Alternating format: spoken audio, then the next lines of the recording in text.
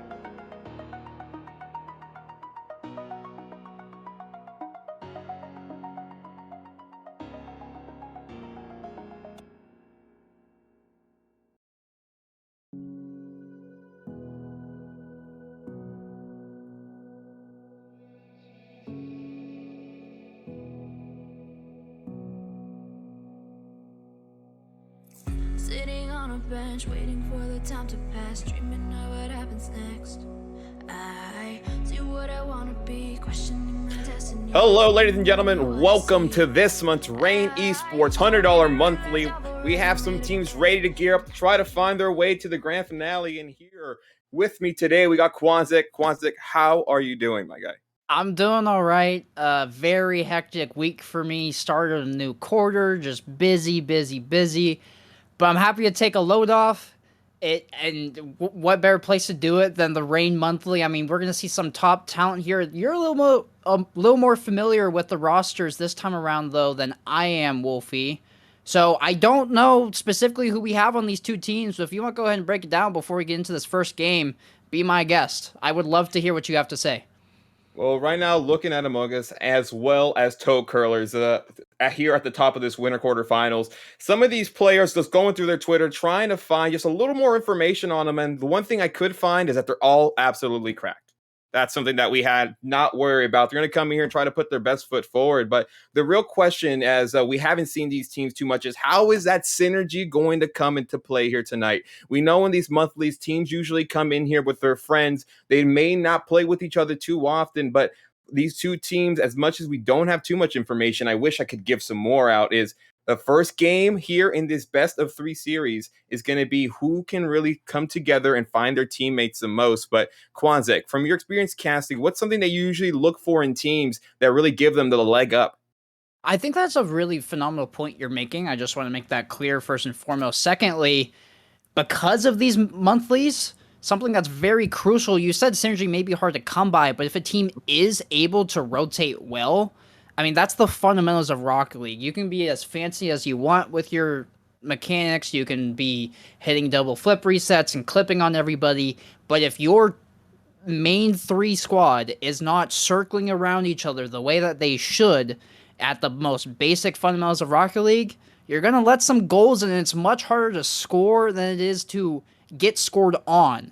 And for these teams in a monthly where you're able to come in with your own roster, with your own experience, with your own teammates that you have the most time with, that synergy, that chemistry that they have with each other is going to go that much further than it would otherwise, because you're able to show off, yeah, I've played with these guys for a year and a half. Or we might have some teams that maybe they just got together for this one monthly. Maybe they are friends that maybe don't have a ton of experience with each other, a little bit of a disparity in ranks. Whatever the case may be, those differences are going to come through very obvious if you're not able to rotate back post and just play the most simple foundational Rocket League.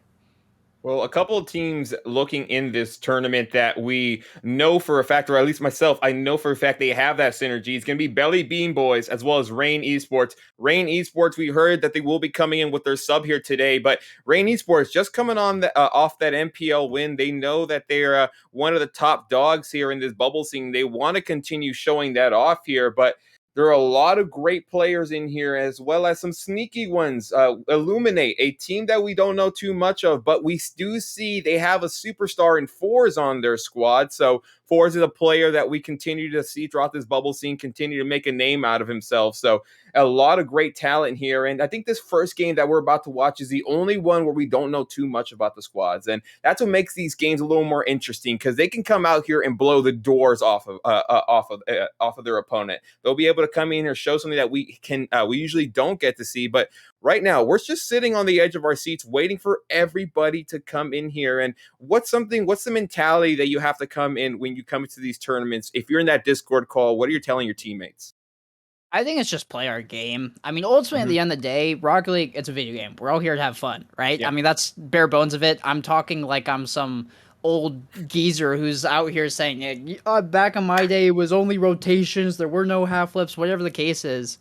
It's just have fun. It's a video game, let loose. And a lot of these teams, they're bubble players, they're bubble teams. They're trying to make a name for themselves. Just getting the tournament experience, period, against these other rosters is what's important here. Obviously, you want to win. You want the bragging rights. You want the title. You want the payout. But it's making a name. It's having fun. It's being able to get to a point where you can put yourself on a podium and, hey, we have this track record. Let me join maybe a more top tier team, or maybe your bubble team enters the RLCS conversation. Whatever the case is, this is the experience, this is the train grounds for that, and you need to treat it just as that. You're here to have fun. You're here to show what you have. And show what they have. They'll have the chance for that. As let's look real quick at the format here for this tournament. It is a 3v3 double elimination where the winner standards through semifinals will be a best of 3. Our winner finals, best of 5, and then we're ending it off with the grand finale of a best of 7. For the teams that do get dropped into that lowers, they will not have too much time to really get themselves acclimated to that lower bracket, as they will be playing a best of 1 all the way to that quarterfinals, best of 3 in the semifinals and lower finals. And that grand finale is going to be an absolute chaotic battle by these teams. And it looks like everybody's in the lobby. We're just waiting for that go-ahead. But this is about to be a match worth watching. And I'm sure these teams want to get started off on the right foot. I mean, we're coming into the second round here, so they've done their point to get here. But like you just mentioned, dropping down to lower bracket, life becomes much riskier. You're dealing with best of ones, and you have to make a run in lower bracket and then deal with being a game down in that grand final. So the longer you stay out there, the better. Obviously, 2 lives better than 1. It's going to be crucial for these teams to start off on the right foot. And with 2 rosters, like we mentioned earlier, we don't have a ton of experience with.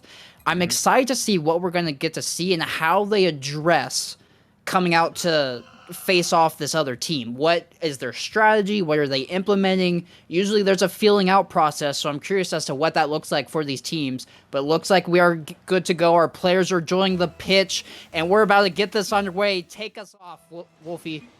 Game 1 of this best of 3 series, 5 minutes into it, and it seems that one of the players is not there at their controller. We'll see if this game plays on, but as it does happen, it seems we may have a game reset. It's a little unfortunate to start this tournament off here. Yeah, stuff happens. It wouldn't be in a production without some level of scuffness here. I believe we're going to pull out, go ahead and reset the lobby. Would have been nice to see that 4v4 chaos gameplay with some of the bots involved there, but alas, that is not the format for this tournament. And we'll just go ahead and get reset and have a little bit of a proper 3v3. I'm sure one of those teams is going to be sad that they weren't going to have Boomer on their team, though. I know he's cracked out of his mind. Yeah, not having one of those bots, it really just takes a little win out of your sails. But these teams trying to get back in here, and all that does is just pack on the nerves a little bit. Maybe this team, maybe that helped them cool down a little bit. It's not like a ranked match where you're just queuing up trying to get yourself going. These teams have something on the line. They don't want to drop to that lowers too quickly, but here we go. Second attempt. Second's always usually where it happens, but it doesn't seem that the lobby is loading up. And when this happens, you just got to look at Rocket League. You got to look at Psyonix. And Psyonix, fix your servers. Come on. We could have been here, but god dang it. Yeah, it's been the cry for Rocket League players since this game has come into the world. It's been fix your servers. There needs to be a little bit of help there. This is an interesting dynamic, though, for our first game because it does put the teams on ice. They were ready to go. They were getting the adrenaline going, but with them being them being forced to take a back seat and us remake the lobby, it's gonna. I think for our initial minute, we might see one of these teams come out very flat-footed because they aren't able to find that same aggression, that same adrenaline that they would have had we just started a couple minutes ago. Excellent point. I'm happy you touched on that because something that opening kickoff, that first 5 minutes, you're put yourself mentally prepared. You're like, all right, boys, let's go. 5 minutes, and we need to restart.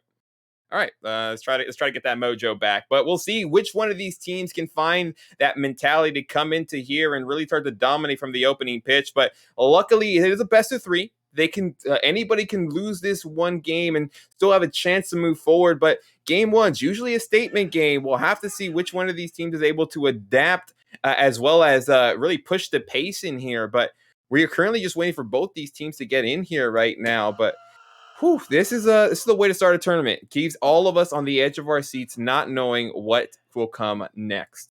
I mean, I'm ready to get going. I might, after this, just go ahead and throw up a 1v1 between Boomer and Hollywood and see what the result of that would have been because, man, I was ready for that chaos gameplay. I believe that we should be good to go. Second time was the charm. I don't think we're going to need a third. So I'll say it twice, Wolfie. Take us away. Here we go. Game one of this best of 3. We'll see which one of these squads has a chance to capture some lightning in a bottle as Drift just getting 50 at the top, not able to get too much as both these teams just trying to set themselves up. And this is usually how it goes in the first game. Now remember, it is a best of 3. The standard for Rocket League series is a best of 5. That's typically how it goes. So this first game is going to be all the more crucial. You don't have that usual game 1 filling out period. You have significantly less time because this one game puts you on match advantage immediately. Yeah, you see the passing coming out already. That one almost gets hit through. Snowzilla can't get it. And this ball still in the backboard, trying to hurt off this orange side, but toe curlers, trying to get off of here unscathed. Sunday trying to force one to the backboard, but Spook will instead collect and take this one the distance. Coast to coast play. That one's off the crossbar, and the redirect by Drift will find the back of the net. That's 1-0 early for Amogus, and they come out with a statement. We talked about the synergy, and we see it early. The first shot off that assist, and right now, 51 seconds off the board. If you are this Amogus squad, you have to like the way you're coming in, but toe curlers have a long way to go. They can't allow themselves to get into their head right now. Is a good save here, but Drift able to take it, gets the second one on. And that was the difference maker. We see a demo coming out here. Zunde, we see spawn on that left side, and they're forced to go immediately, and they're just not able to get there. The third man not able to rotate back in time, and that demo was the difference maker. It caused that disruption in the defense, really gave an open net for Amogus to shoot at, and this is 2-0 early. They're trying to set the pace immediately in this series.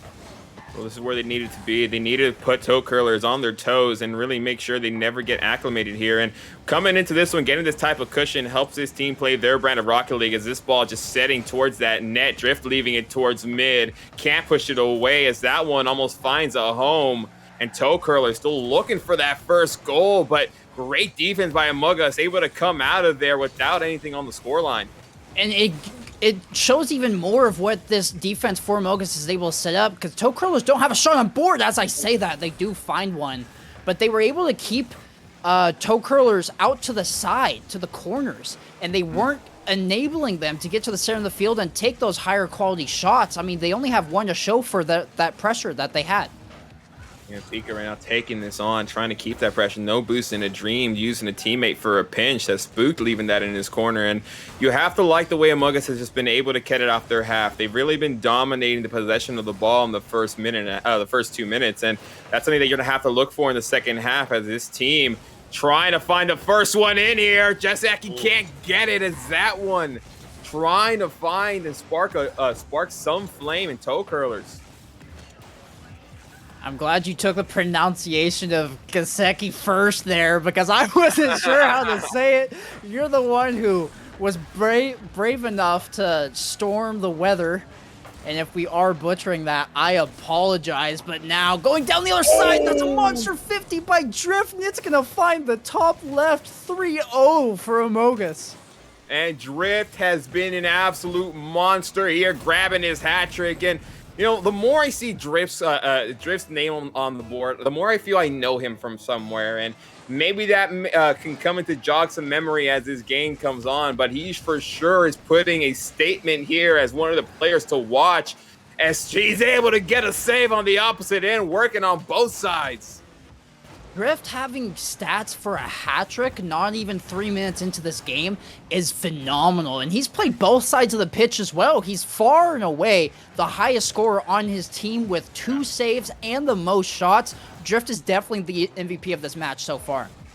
Yeah, we'll see how their teammates come in. And it has been a team effort. As much as Pika Bank's going to be able to get the first goal, he can. And this one should help take that monkey off the back as a first goal on here for the Toe Curlers. Toe Curlers stay 10 toes down. They recognize that this team's here to play. They took an early 3-0 lead. They settled in, half the game remaining. Still got plenty of time. They got one. They need 2 more to complete this comeback. We'll see if they can. They have plenty of time here as this squad trying to find a spark. No. Keeping this down, can't get the second touch, is able to get the pass, and that's all they need. Booped, putting nightmares into the dreams of the opposition, helps him get 4 for his squad. An immediate response to shut down the momentum for Toe Curlers. Nobody was remotely close to challenging that ball, and you just saw all 3 sitting on the goal line, diving, trying to make an attempt at that save, and they just weren't able to find it. They're going to need to find earlier contention of these balls in the midfield. Otherwise, Amoga's just going to rain down fire and just let these shots sail towards the net. And the way this game 1 looks, it seems that's how this will continue to go, as Snow able to push it off the side. Seki trying to keep this for himself, but just getting that ball batted away from him. And right now, you have to like the way this team is starting to come back and finding little openings of space. They may need a little more time to find how to beat this defense, but 60 seconds remaining, not enough time. Drift gets 15. Pika not able to find the touch, and this is still danger for Toe Curlers. They're finally able to find a clear from Zundig, but it's kept in by Spooked. He's going to try to find the air dribble flip reset, not able to get the ladder, and instead it's going to fall out to Snow. Double tap isn't found, and Pika finally finds the clear, but with only 40 seconds remaining, they're going to need to find a goal, and quick. Yeah, but it doesn't seem that it can come here. Final 30 seconds on the board, ladies and gentlemen, as Among Us trying to take game 1 and be 1 game closer into pushing themselves into that third round, and dropping this squad into that losers. But Toe Curlers, maybe 1 more for the road just to say that, hey, we were able to cut it down by half. I mean, I'm sure any sort of morale boost with only a 3-game series is going to be crucial for them here, as Spooked trying to make sure that doesn't happen. Pika towards the middle. Snow has to find a touch. He doesn't. Shot opportunity is put aside by Spooked, and that's going to be it for the game. Oh, no. Okay. A little bit of heroics there on the goal line by Spooked to force that one out. Final score for game 1 is going to be 4-1, and Amogus showing what they're capable of early in this one. What does Toe Curlers need to address moving forward into game 2 to try to force a game 3 here, Wolfie? I was trying to think through that the entire game and seeing the way they're playing, but it just seems Among Us right now, they're in their face. They're finding ways to keep that pressure as well as suffocate their passing lanes. Toe curlers aren't able to get off their half. It just seems as every time they try to get something going, an Among Us defender is right in front of them, just taking things away. You saw them here able to tie the amount of shots of Among Us, which is, it's a consolation prize, 9 shots to 9 shots, but when you have a team playing perfect defense, able to get 6 saves like Among Us has, it really is hard to really take a team out like this. 100%. And that's the biggest factor that I noticed there in that game. Toe curlers were just slow to challenge the shots coming on, and they were forcing themselves to find saves on their own goal line as opposed to maybe more in the crease, further out from their net in the stripes there. And that was ultimately the difference maker because it was 4-1, and those 3 more saves that Amogus had, it was 4-1 the final scoreline. Those was exactly the saves that toe curlers need to find in order to equalize the scoreline. Well, we'll see what they can do here as now toe curlers, they don't have much to stand on now. They just have this one game, and it's either win or go down to that losers. And when we look at that losers right now, seeing which teams are able to make it through and seeing it illuminate actually in that losers, a team that we were talking about before this getting 2-0'd here. So a lot of great teams, Woodwick Candles, Rain White, Oops, Perpetual Gaming. So it does not get easier from here for them. And they don't want to get down there too early. This is going to be an important game for them, and look for them to look for that first goal. If toe curlers can find a way to at least take that monkey off their back and play with the lead throughout this game, they may be able to come in here, play their brand of Rocket League, try to take away the quick strike ability of Among Us. But it's going to be an interesting 5 minutes we're about to get into. Yeah, and I'm curious to see how toe curlers, excuse me, I was gonna say curlies, like there's some curly fries or something. Toe curlers adapt moving forward here because they had the shots, they just didn't seem to be high quality, and 2, when the ball came back their own way, they didn't have much in terms of saves. I sound like a broken record right now, but that's what they need to fix. It's getting higher quality shots and making sure they're in the way of those saves. I mean, at the end of the day, if you score more than your opponent, you win the game. I feel like I'm explaining how to play Rocket League. No, but sometimes it is that simple. For us here in the booth, sadly, well, at least for myself, I can say I can do the same thing as these players. But when you are able to look at it from a different perspective and really see where they're lacking, is kind of just like, oh, they're right there. They just need a little bit more, because we saw them. They had some amazing passes that led to some nice shot opportunities, but it was maybe 1 or 2 that they were able to get. Yes, they didn't go scoreless, and they were able to put up a goal, but this team knows that they have to come into this next game all guns blazing, and maybe utilizing the demo play. Try to use that aggression to their advantage and try to unclog those defensive lanes, make it a 2v3 opportunity, or just give yourselves that room where the opposition is now thinking, okay, are they behind me? Am I about to get demoed? Where are they? Maybe to their advantage, but the number one thing is they just cannot get desperate. 100%. I mean, you make a phenomenal point there. One other thing I'd like to point out is Amogus, you saw them constantly going for solo plays. A couple of their goals were set up off of air dribbles and shot attempts that ultimately banked out and gave a rebound to their teammate. I didn't see much of any of those for toe curlers. I mean, it was more so instances where they were rotating pretty quickly in the offensive third and they were able to find a gap in the defense, but in order to make plays like this happen, more solo plays are going to have to come out for them to get some more higher quality offensive chances. But we're underway in Game 2. Let's see what adjustments toe curlers make. Otherwise, they're facing the lower bracket. And right now, starting this game off with the ball, they should try to get something in early as one and only. Get it 50'd out, leaving this for the opposition. As Pika doing a great job leaving that mid, but Spooked again, just taking that ball away. And that's something they haven't been able to do, is live off this opposition side, as that one almost having a chance. And Pika off the demo gets the first one here.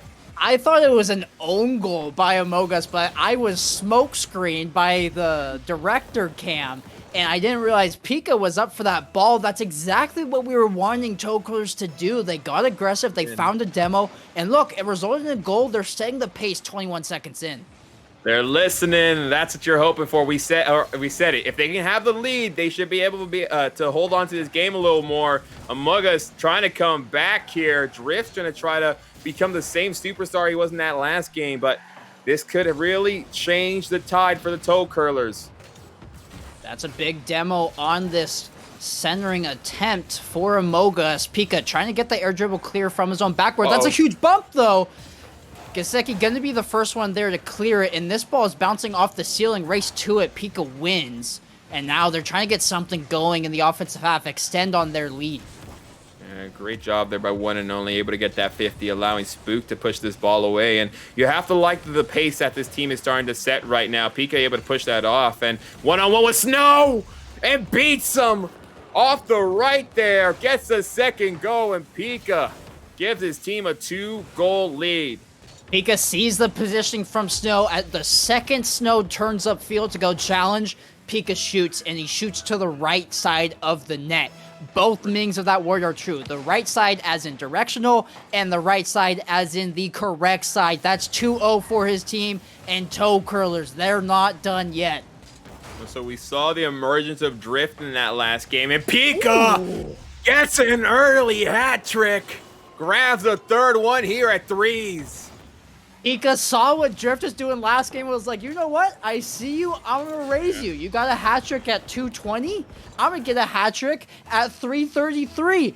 3 goals for Pika, 3 goals for Toe Curlers, and they're making a statement. Let's see if Among Us can respond. Oh, and Spooked right there. That looked dangerous. If he was able to get one more touch, we may have seen the highlight of the day. It's just Seki almost getting a second touch, leaving it for One and Only. And that one gives him a 4-goal lead, and what a game. We did have a server reset between this last game and now, and I want to briefly touch on the point that may have been a momentum shift for these teams. Not that I don't think Among Us still had it in them, but they came out flat-footed, and Toe Curlers obviously went into the lab in that intermission as they're up 4-0 and swiftly so far in this game too. Well, we see the RLCS with their tactical timeouts, and I think that was a tactical server reset nonetheless, as it seemed to have really taken the sales out, like you said. And you have to ask yourself, how is Among Us going to be able to come back and put themselves back in gear? They have 3 minutes. It's not like they're completely out here, but this is how you swing a tide when you just get outclassed in game number 1. Toe Curlers trying to show that they can belong here with the big dogs. Yeah, and then obviously we've spoke to it earlier. The lower bracket is dangerous to be in, and they're showing why they don't want to. The pass play almost there from Zunde to Gesicki, but it's turned away last second. Pika now trying to beat Drift up above the blue net. Drift in a 50 against Zunde. This one's still dangerous. Gesicki takes a shot on, and that's 5-0. They are running away with this one, Wolfie.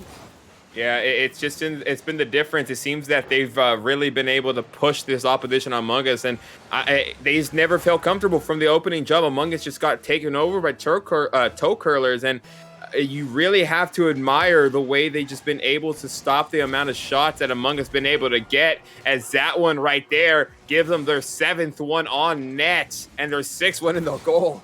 Yeah, I mean, Among Us only has 1 save, and I've noticed a couple times on kickoff, Among Us, their player who's supposed to be going for boost, or supposed to be cheating rather, immediately goes for the middle boost, and they're trying to win the kickoff to them. But the few times they've gone for it, they've lost the kickoff, and it's resulted in the first time almost a goal, the second time it was a goal, and now it's 6-0. Maybe they get their first one here, as Drift is able to sneak that one in. The shot attempt was almost a pinch save back out, but maybe there's life. 2 minutes, 5 goals necessary. Look, if you're an Among Us fan right now, you're just asking for a second goal. And if you're a Toe Curler fan, you're hoping for a Brazil. If you're Among Us, you need one more to get yourself out of that conversation. Toe Curlers with a statement win if they can get this. 2 minutes left. And, you know, I felt that, I really felt coming into Among Us was just going to take this game over, drop this squad into the lowers. But now I don't even know what we're going to see in game 3. I mean, I wouldn't count the game 3 as guaranteed yet. There's still maybe life, but I am with you there. Among Us maybe were imposters in game 1, and Toe Curlers are showing what they're really capable of. as they're making the toes curl for Amogus. I mean, this one has been a swift takeover in game 2, and they don't want to tempt fate going down into the lower bracket. Yeah, those are some of the passing we saw last time, and if they're able to connect there, they're going to get very elusive. They're using a great job of getting that pockets of space, and the demo there, unable to alleviate too much pressure. That ball batted away. Snowzilla looking for a second tap off the backboard, getting pushed away, and this squad, hungry for a second goal, has not been able to feast whatsoever. And it's because the Toe Curlers defense looks miles ahead of what it did in the first game. They are stepping to challenges. They're making sure they're getting a... Oh, what a play! That's going to be a little bit of a redirect pinch play there on the net. Snow plays it towards the backboard. Drift gets a touch and plays it right back into Snow. Wow. That's exactly the play you want to be. It may be too late, though. They still need 4 and 53 seconds. Ice in their veins, and you have to say, at least we're not getting Brazil now. It's impossible. They have 2 goals. They can come into this one and say, as Spooked almost gains. Oh, the dunk! No, Zillin just chilling on that one. They're going to take away the possibility for a Barcelona, and now, if you're a Toe Curlers fan, you're biting your nails a little bit because this was 6-1 10 seconds ago. And now it's 6-3, 43 seconds, it's doable. And with the Toe Curlers, that's not the great touch. Does a shot come out? It is played off to the side. Pika going to try to chase it. Nothing doing there as this one floated to the backboard. 30 seconds remaining. They need 3. And doesn't seem that they'll be able to get it in time, as Pika right now just living off this opposition stride. And now Among Us, 20 seconds. It's not over till it's over, but you have to start asking yourself, this team has done a great job in this last minute to really give themselves some confidence on what they need to do right in that third game. And, you know, as much as it hurts to lose, at least you got some goals. Say, hey, at least we know we can do this to them. That's going to hurt them. We just have to take what the little information that we got from this last game and really try to use it to our advantage. As Snowzilla putting it up for Drift, trying to get one more, can't get a successful touch, and Toe Curlers grab game number 2 to take us to a 1-1 game 3 matchup. They absolutely make a statement in this one as well. I mean, I hate to say this typically, but this game was lost in the first minute and a half. When you go down 3-0 in a minute and a half and then 5-0 like a minute later, it's very difficult to come back from that one. And I usually like to say that if the other team did it in half the game, there's still time for you to get just as many goals in the remaining half. But oh my gosh, momentum could not be grabbed away from Toe Curlers in this one. And we're going to see a game 3. I have no clue what to expect. Do you, Wolfie? No, none. I do not know what's about to happen here. I wish I can go to my magic ball and just start concocting a formula for success for one of these teams on what they can do right. But when you have squads that have been able to dominate in each one of their games, game 3 could be a toss-up. 5 minutes. We'll see which one continues on in this winner's upper bracket. And it's a crucial game. I mean, obviously, game 3 determines the series, but it also determines whether or not you have 1 or 2 lives. Most people here watching, I'd be surprised if you haven't played a video game, having a second chance at something, even if it's just in life, is much more helpful than only having 1 shot. But this double commit on the sidewall could spell danger for Amogus. Among Us trying to get out here and able to, as you really have to like the way this squad has pushed them onto their side, and that's something the Toe Curlers were able to do. We're in their face, made them sweat, and made sure they never got comfortable on the pitch as Drift able to win this 50, looking for a teammate mid, grabs the demo, as now one and only sees an open net, but Snowzilla gets it. Pika now attempting one from range. That's going to be turned aside by Drift, and now it's a transition play. Drift to Snowzilla. Snowzilla trying to find the dunk, but Kasicki going to play it around them. Spook now trying to get possession. That's a good 50. Where's the help? It's going to be Drift. First one there to the ball. Now Snow. This one's a ricochet back to the net. It's just going to go in. It hit like 3 different people, and it's just going to go flying into the Amogus net. That's not what you want to see. That's just unfortunate, if anything. That's a tough one to see there, as Pika getting credited there in a little ping pong action. Now, a quick little stat. The team that scored first in both those last games has come away with the victory. And I know that was an own goal, but if that stat lives up, we may see Toe Curlers coming away with it. We'll see who can come in here and try to change his tie to Snowzilla, moving it off his half.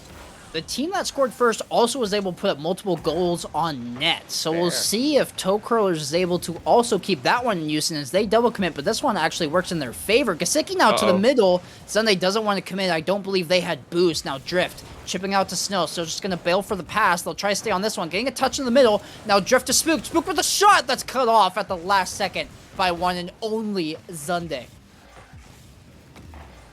Oh! Trying to get it. Oh, and I was holding breath on that one. Pika gets this one, and that one deservingly so. I mean, that's a diving waterfall save there by Snowzilla, and then the attempted save on the goal line turns into a pinch into their own net. I mean, this is misfortune twice. I don't know if the luck ran out for this team, but man, they're going to need to find some sort of catalyst in the remaining 3 minutes. Yeah, it's some sparks that happen. They see some momentum change, but it just seems that when this Toe Curler squad needed to get going, they were able to flip the switch. They took no prisoner as this game still, barely in the first half. Couple more seconds until we hit that second half of this one, but 2-0. This squad that is Among Us need a quick goal to at least cut this lead down by a half. Snowzilla leaving that out for a teammate, but good flick. Sunday gonna play it to the sidewall. We're seeing this game slow down a little bit. It seems Toe Curlers want to take their time with the ball and slow down the pace so that these goals can't come out as quickly as they have done in the previous 2 games. This ball flowing into the middle. It's going to be Gasicki first there. Doesn't want to force it downfield, just trying to keep possession. But this one's dangerous. This 2 are committing on this ball. Drift has a shot opportunity. It's off the backboard. Pika will be able to force that to the sidewall, though. Coming in here, Spook trying to find something saucy. The pinch gets put out. Snowzilla underneath the crossbar, close to 2 minutes, and this squad able to cut this lead down by half. I'm just now realizing I've been mispronouncing his name the entire series. It's not Snowzilla, it's Snowzilla, but that's what I was talking about with the solo plays from this Amogus team. That was only set up by the air dribble pinch play, ground pinch play, and it just rebounded straight out to Snowzilla, who was able to bury that one. They cut the lead in half, and there's still plenty of time to make it up in this game. This is going to be down to the wire in this game 3. Yeah, this game will be going down there, and we'll see who has the clutch factor and able to push this game away. As this is a perfect game number 1 to really start to stream off and start this tournament, showing you the type of skill that ball just going into the corner, trying to get Snowzilla in a touch as he can't beat the defender, leaving it into that corner. And this is the pass into the middle, turned aside by Pika last second. He was left on the island. The rotation was very slow there for Toe Curlers. This one's a good pass, though. Pika, shot on. It's a lob. Snowzilla going to get a piece. It's just going to go off his own crossbar. That's a better clear, though. And Gasicki looking for Pika on the turn. He will do so. This one's in the middle. That has some power behind it. But it's going to be a 50 on the corner. But, I thought that was going in. Yeah, so did I. I was holding my breath there. I thought that was game with 60 seconds remaining. It really does feel the next one could end it. Top down, Gasicki.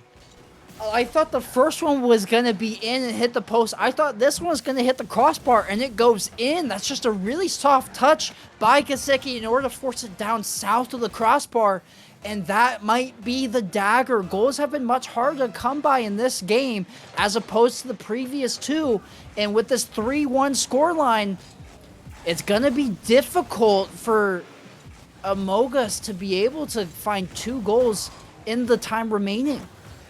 Yeah, just from what we've seen, that's a very good conclusion to come to there with this couple seconds left. And you just have to ask yourself, there's a lot that this team did well here Among Us, and U.S. Toe Curlers were just able to step up. Wait, it's not over. Drift, 1 goal down. He still has some more tricks up his sleeve. He's pulling back into form from what he did in game 1, just takes a low 50 and bullies that ball into the net. 3-2, 26 seconds They have time for 1, 2 offensive pressures, but they're going to need to find a goal in that time. Here's Spooked up. He'll find the touch to the side one, try to stick with it. He will find another and the touch on that one, but that 50's going to go back towards his half, and they're wasting precious time. 13 seconds remaining. They need to go the distance. Oh, and that one could have been it. Good little clear there. Drift couldn't get much as Jaceki pushing this ball away. Snowzillion. Mid pass, 50 down. This ball just looking to fall as Spooked. Can't keep it alive, but Pika's still looking for one more. Trying to get one for the road. Can they? Ball still going. Is this ball going to die at all? And it does. Toe Curlers take it here. And what could have been anybody's game towards the end there. And, I mean, this just shows the type of mentality that this Toe Curlers team has. They buckled up after that first game. They're like, all right, we see you guys. Yeah. But you're here. We can get up to here. And they did exactly that in game 2, kept the momentum into game 3. Amogus pulled it back close, late, but they weren't able to find that third goal to force OT. They are going to fall short and fall down into the lower bracket. What are your takeaways from this first match on stream here, Wolfie? What should we expect from these two teams with respect to the rest of the competition moving down for the rest of the monthly? It doesn't get easy from here. Things are only get more difficult, and I think this is the game this team needed for them to really get going. Because remember, Among Us, they had a first round bye. They didn't get a warm up the way Toe Curlers had against Woodwick Candles, where they were able to get a sweep. So the fact that we saw Among Us come off the bench, come straight into this first game against Toe Curlers should give you a really good sign of hope. But there will be getting dropped into that lower bracket where they will be playing Perpetual Gaming, who lost to Reign Esports, the team that's dedicating this entire tournament. So it's only fair as they're about to be put up against a big test. Both these teams do not have an easy bracket going forward, as this is about to continue going down. And we're gonna, I mean, I'd be scared if you were facing up against Amogus in the lower bracket, because they showed some stuff early on in this one. We're going to get right into this next lobby. We're going to wait for the players to join. But, man, we're going to flip down to the lower side of the bracket. We'll see Virtual versus Verboten. If it's anything like that last series, I'm looking forward to what's to come. But we're going to take a quick break. Don't go anywhere. There's plenty more to see.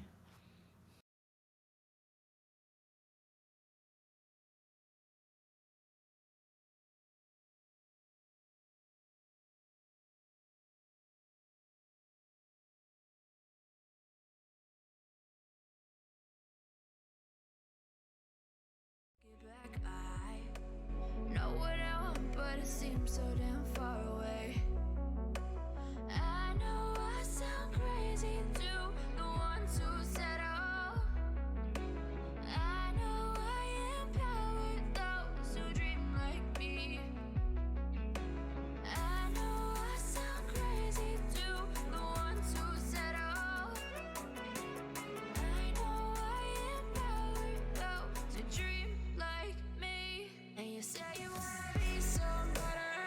We settled a quick break. We are back, ladies and gentlemen, for second game here for this Reign Esports $100 tournament.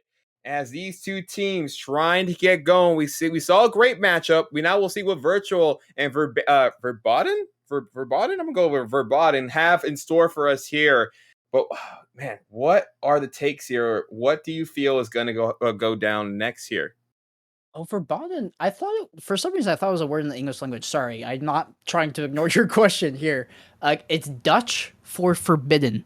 I don't know if that's intentional, but a quick Google search gave me that translation there. So I guess we got a little bit of a bilingual team here, as they speak Dutch and English apparently. But I'm still hyped over that last series. We're gonna get into this one. It's gonna be Crows.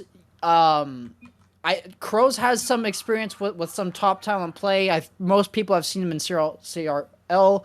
It's gonna be Crows, Youngstar, and C Money versus Ramen, Emira, and Antics. Although we do have a different name change. I'm wondering if Ramen is Raw. Okay, just confirming there. Ramen's Raw. We're underway. Game 1. A little bit of discontent, but I'm ready to see some Rocket League. You know, these two teams going to come out, try to put their best foot forward as C Money may be one of the teams one of the players to really watch out here as Youngstar puts a good put on as Amura just pushing that ball away, not allowing that first goal to happen as these teams trying to find out what's going to work against each other. What is the magic formula? Youngstar, double tap. Yes, sir. He's going to go the distance, just able to be faster to that first ball there. Beats out 2 as Ramen and another player from his team were both diving at that ball. It's going to be double commit that doesn't allow them to have a third man to contest that one. And who else other than Crow's Shining Wings to have the brightest car on the pitch? They're going to take 1-0 lead 30 seconds into this one. This team right now is going to try to hold on to this lead and see if it's anything like that last game. First team that was able to get the goal was able to come away with the victory as Youngstar trying to put a second one on here. Keeping control, down pass. Can they get it? Third man not there, as that's able to push that ball away, and Youngstar taking possession. Youngstar just opting to keep the ball in their control. You don't always need to force it into the offensive half. As long as you have control, you make a play happen. But that demo, Ramen going to be first up to this ball, and he's going to shoot it from half field, be able to equalize at exactly the 4-minute mark. That demo on the third man of Youngstar enabled Ramen to get up there first, and this team, physicality was the answer. Let's see if they stick with it. You know, the one thing I am seeing from this Verbatim side is the fact of how aggressive they are. They're coming to the face, they're really trying to push forward, but we saw from that last goal, they can't allow the rotation to slack as Youngstar gets a great save, leaving that ball into the corner. Oh, he couldn't find the second touch, though. Ran out of boost, and now it's going to be Ramen collecting this on the sidewall, reminding me of the Sun God with that raw name. Cash Money flicking that one towards the net. Antics playing it over to the left side. Amura opts not to flip, but what a play. That had so much pace behind it. Oh my gosh, 89 miles an hour. Wow. What a team play. Speechless, honestly, the way they were able to get that pass off. You see the synergy, and we talked about synergy at the post show before we even started that first game, and it shows you when a team's able to find and connect with their teammates, they can be very elusive, but only one goal separates these two squads. Can Virtual find a way to tie this game back up in this early game one? A lot of their offensive has only come off that one demo, and they've been short for shots outside of that. A brief look at the scoreboard is going to tell me that they have 3 to Verbatim's 6, so half of the shots, but that one's just going to be a 50 off the top of a Verbatim defender by Ramen, and he's going to net his second of the game. And that's a great job there. He's been an absolute monster. And you called him before this game even started. So knowing that we see a familiar name here, putting in some work should give this team a lot of confidence as well, those watching at home. And remember, ladies and gentlemen, this game is still a best of 3. So haven't hit that best of 5 just yet. These teams don't have much time to really get acclimated. As C Money getting a nice long clear and trying to beat out Raw, but snagging a boost while he's there. Usually, there's a little bit of a feeling out period in a series. I mentioned this when we started our last one, but both these teams have been ready to get straight at it. I mean, we're getting back and forth action very quickly as Amura's going to be up for a shot opportunity here. He throws it on, but that's a good save by C Money, and Ramen now into the front, turned aside by Crow's Shiny Wings. We see Virtual attempting shots from range, but they haven't amounted into higher quality opportunities. It's mainly been shots that they're kind of hoping they go in, hoping the defense falls apart. And we'll see how that defense falls apart. Here, the pass continues to fall through. It seems when they need a bucket, they're able to find a teammate to give it to them. Amura jumped and committed to getting to that ball, but the second that they did, they realized they couldn't climb the ladder quickly enough. So they bailed back down, but they were out of position once they committed to that. And that was ultimately the difference maker. It's going to be 3-2 in favor of Verbatim. Ramen gets faked out by C-Money on the sidewall, who will then find a pinch into the midfield. This one's going to be intercepted by Youngstar. That's a shot on Amura. Awkward. He will be able to find the save, though. You know, Youngstar has been impressive throughout this entire game. He really has lived up to his name as he's been an absolute factor for this team. They're going to continue looking for him.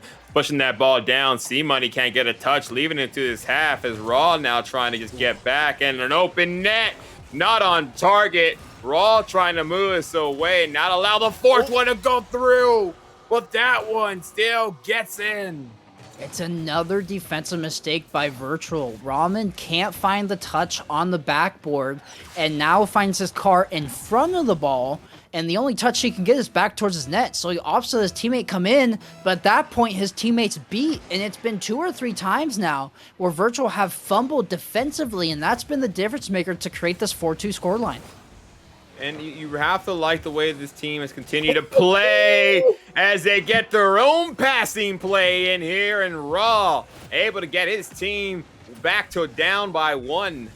Yeah, a little bit of give and go there. Ramen to Antics. Antics back to Ramen. All he has to do is give a little doink touch to play it back around that final defender. Brilliant 1-2-3 play there. And they're within 1, as you mentioned. Minute and a half. This play has been much quicker paced, I should say. Oh my gosh, double commit though. And that one's going to go high north of the crossbar. Third opportunity hits the post. No. They've hit all 3 posts at this point, and they're still down 1. They had 2 golden opportunities. None of them found the back of the net. Yeah, it just unfortunate events there. They tried so hard, and that's going to be one of the sequences that we're going to have to look back on if this team's not able to get this 4th goal. But you have to love how sturdy the defense was by this Verbatim Sod as they are able to push that ball away. And it's not over yet. 37 seconds left. There's still some time for Virtual. They seem to be coming alive. Let's see what they have in store for us, though. Here's C-Money. Gonna drop this ball to himself. Will get challenged by Ramen. Now it's Antics with boost and the ball. He has time to make a solo play. Goes for the flip reset. He's holding on to it, but over the top goes Youngstar. Shot out by Ramen. Turns out by Crow's Shining Wings with Antics bearing down. Virtual is trying so hard to get this ball into the net. They've held pressure for a minute, but that clear may seal their fate. It may, and Rom could have got a touch there. I feel if he could have and put that on the opposition side, he may have had what it took to get that there, but this ball's still in the air. C-Money trying to drop it one more time as this ball not wanting to be seeing the ultimate don't let the ball touch the floor game happen here, as this squad still having some hope. The original rule 1. This ball's still alive. It will eventually fall flat. Verbatim take it 4-3 in a high-octane, fast-paced game. Oh, I need to catch my breath after that one. I mean, look at the stat lines. Exactly parallel in shots. 4 saves to 6 saves. And that was the difference maker here. It was the saves that didn't come off of defensive mistakes for Virtual. We saw a couple misplays on their own half that allowed 2 goals to sink in. And if you get those 2 back, it's 3-2 in your favor. I'm sure they're going to look to clean it up moving forward here.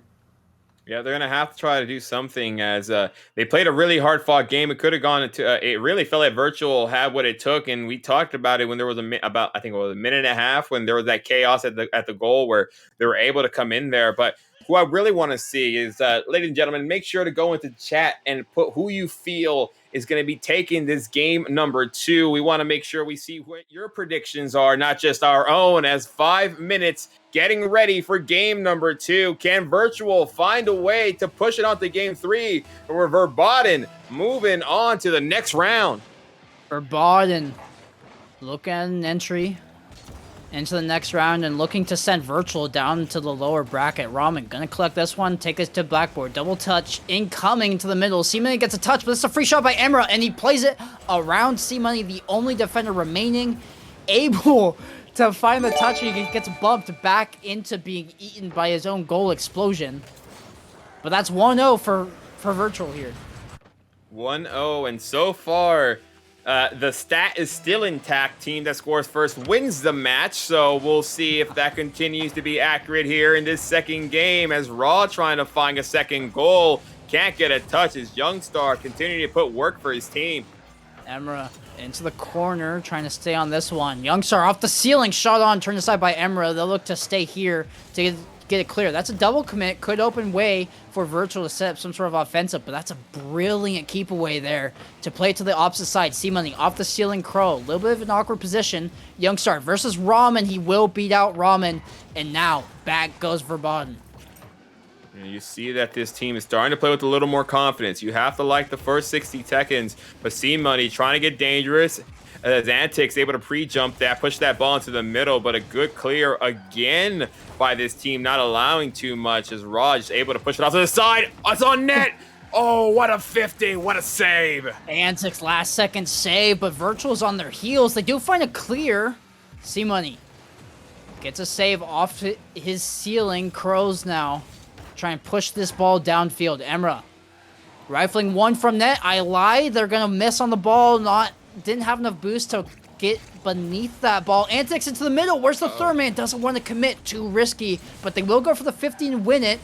Both of Emra's teammates are rotating back for boost, and Crows able to play this one up for C-Money. That one's going to go off the backboard. Great attempt there. This team's still trying to find a little spark here. Let's see if they can fan that flame as C-Money trying to cash in here. Grabs the demo. Oh. Can't get that one as Crows almost finding the equalizer, and Antics trying to go the other way. Youngstar now able to find the touch. It's another 50. Both these teams just fighting over midfield control. Antics, he's the sole player up right now. He can do whatever he wants with his ball. Goes for the ground pinch. Not a ton of power, and there was a defender immediately in his vicinity. Cash Money all the way to the corner, looking for a double touch redirect. Not able to get it, but Youngstar's waiting, and that 50 will finally go to the sidewall. We're nearing the halfway point in this game, and Virtual hang on to a 1-goal lead to force a game 3. This 1-goal lead trying to stay intact. Astic going for a demo and net. Gets a bump, and they do get the second goal. Amura getting credited for that one, but the whole team coming in waves to find that behind the net. C-Money did get credit for an epic save on the scoreboard, but it was the second attempt, the follow through there by Amura in order to force that ball into the net. 2-0 for Virtual, and they're setting themselves up nicely. We are looking down the barrel at another game 3 on stream. Let's do it. I'm all for it. We're here. We're ready for these matchups, and these teams continue to give us highlight reel after highlight reel. As Raw grabbing a 50, C-Money taking that to his corner and trying to allow a team keep possession. That's something that they just seem to have not been able to get too much of. It's really been a ball dominant for Virtual throughout this first half. Amura got the flip reset. Oh, no. That was almost off the crossbar, off the defenders, and back into the net. It hit the crossbar twice.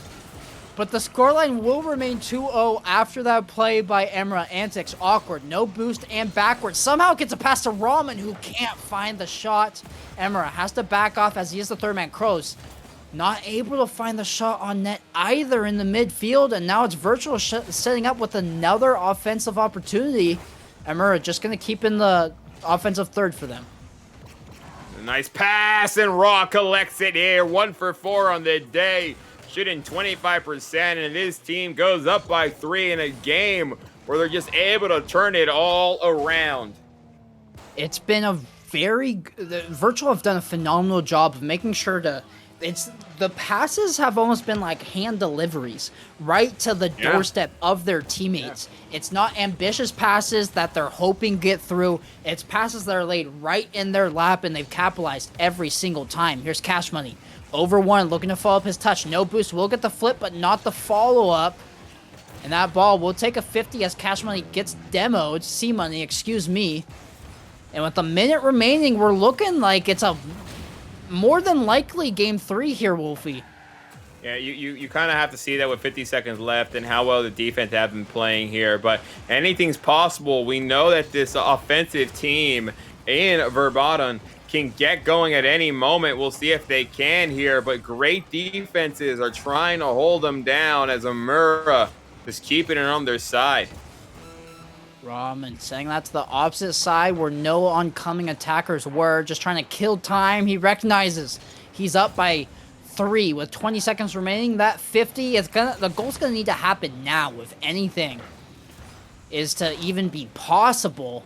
But with that ball flowing out to midfield, clock's gonna hit 10 seconds. We're gonna see a game 3. And this is a very similar storyline to what our first series was. Domination by one team, but then domination by the other, albeit Virtual look to be in form now after this game 2. The one great thing about this for Virtual is the fact they're able to put a goose egg on the board and not allow this Verbatim squad to score at all. That right there gets into the psyche. Verbatim is now going to have to say, hey, what did we do different in the first game that was able to allow us to dominate so well and get goals, to Virtual able to come in and not even allow us to sniff one? It's going to be a question that they're going to have to figure out in that Discord call, but it's going to be a game of who can adapt and can Virtual continue to stay hot. And you can tell that Virtual's defense shaped up here. They quickly, their drill sergeant got them in order. There was no more defensive mistakes. They put up 7 saves on the board. Yeah. 2 Verbatim, 7 shots. So Verbatim, a little bit of a silver lining there. Every single one of your shots was on target. It was between the frame. It forced out a save. But you got let one hit the back of the net. You got shut out. And Virtual, their defense slipped up game 1. It was there for game 2. Let's see how it performs in game 3, because that could be the difference maker here to see which team moves on, which team goes to the lower bracket. We'll see what they have in store. As ladies and gentlemen, remember, these teams are fighting for a spot at that winners finale, trying to get one step closer to that grand finale, and this is where they want to be. They have worked all day for this moment, and 2 great squads are going against, as Raw trying to find a goal against C-Money, as a nice clear doesn't allow much. Emra able to follow up on this one. Here's Antics off the side. A little boost, trying to make something happen. Crow's just going to send that all the way down to the other half. Ramen collecting. Has a little bit of boost to find a clear, but that's a 50. That's going to fall down Crow. He's going to send that one to the backboard, but with that demo, he doesn't have a ton of help. Antics now trying to play this one out. He has one trailing him as hard as they possibly can. Sniffing him a little bit there. As Ramen now off the backboard. That's the double touch. What a read by Ramen. Great job there. And, you know, he has really come alive after game number 1. Has really started to show his skills, and beating 2 of the defenders there continue to show why this team really looks out for him. First 60 seconds still intact, and we've seen the first goal here. C-Money playing this one patient, but that demo's going to open up some space. He's going to air dribble it, try to get over. Antics must go to 50. Amura, only one up. Last one's in net. Oh no. That's disaster if you're Verbatim. I don't know how else to put it. Amura, that flip reset got way too far away from him because he didn't get the power on it. But it's just going to sink south of the crossbar. I would love to rewatch that from the player's perspective, because I don't know what happened there. Yeah, that one, when I saw it coming, it just looked awkward. It just looked like he may have not seen it correctly. But Amura now trying to continue on the hot hand. As, you know, you really have to like the way this squad woke up. Virtual, after going down in a huge deficit in that game 1, really started to turn the tide. They understood the assignment, but still a lot of time left for Verbatim to come in. We were gushing about the way Youngstar, Crow, and C-Money were able to perform. They need to get back into that type of look, as Amura able to push this ball on their side. Yeah, the biggest factor here for Verbatim is that they haven't been able to find that level of offense since game 1. This could be an opportunity, but C-Money can't read it, and that one's going to be wide right, or wide left, excuse me. And that was a golden opportunity that they weren't able to take advantage of, and now it could be going back the opposite way. When you play at the high levels like this, one little mistakes is what beats you, as well as not capitalizing on goal is what really hurts a team from coming a winner or loser at the end of the day. Here is Raw unable to grab that. Xantix unable to grab. Third man getting 50, leaving it toward the goal, as thankfully nothing going in that net to help lead this Virtual squad to a higher lead here. Stepping to it is going to be Emera. It's going to be followed up by C-Money, and that's on target. Antics finds a save from inside his own net, and then the team pitch goes back into the other corner. Definitely, oh my gosh, another pinch is going to set up while careening off the ground in front of the net, and this ball just cannot settle down. It's going back and forth, side to side. Youngstar now finally with possession, but that's not a great 50. He's forced to dive with this ball, and now Ramen able to find first touch. What a read there, though, and C-Money back the other way. And a great save there by Antics, pushing that ball away, understanding they're trying to play for that backboard pass and just cutting it off there, as Amura winning the 50. And it just seems that any time this Verbatim squad tries to get going, there's the defender right in their face. Has a good save there by Antics, and you have to start asking yourself, Verbatim, start taking some demos, kill them in that net, take them away, and give yourself a better opportunity with that numbers advantage. Yeah, I mean, honestly, you're down 2-0 with just under 2 minutes on the clock. Try some things you haven't tried yet. It could be demos, it could be solo plays, it could be a ground play, it could be whatever the case is. Try it. You don't have anything to lose. As that the defense just wasn't there. They didn't commit to the ball, and Youngstar sees it, dives at it, takes advantage. They make up for their faults earlier in this one in Nomura. I don't know if it's a miscommunication, but they're just slow to the ball. Youngstar cuts the lead in half. I think they saw antics there in net and probably liked his clear more than the side clear that he would have gotten. But they had the sense of urgency has to quick back up as they are now tied. C-Money gives us the equalizer here. It took all of 5 seconds, and now we're deadlocked in a crucial Game 3. C-Money gets the read off the kickoff. They won it. They found the shot, and it goes into the back of the net. All it took was a few seconds, and now all the momentum that Virtual had is down the drain. It's lost in the sauce that is the internet. Here's Ramen pinching that one to the side while trying to get one back for his team. C-Money's trying to get back, and I don't know what happened there, but they just give their equalizer right back to Virtual. Yeah, 2 defenders on the wall there for Verbatim, leaving C-Money by himself at the net, and that just has you scratching your head on just saying, what just happened? I couldn't tell you. I mean, I know that's not a question. I know it was rhetorical, but I don't have any sort of idea as to what happened there. And now Verbatim digging their own grave with a minute 10 remaining. That's a good redirect, but turned aside by Ramen. Antics out to Ramen, cut off by C-Money. This could be an opportunity, but Youngstar, no boost.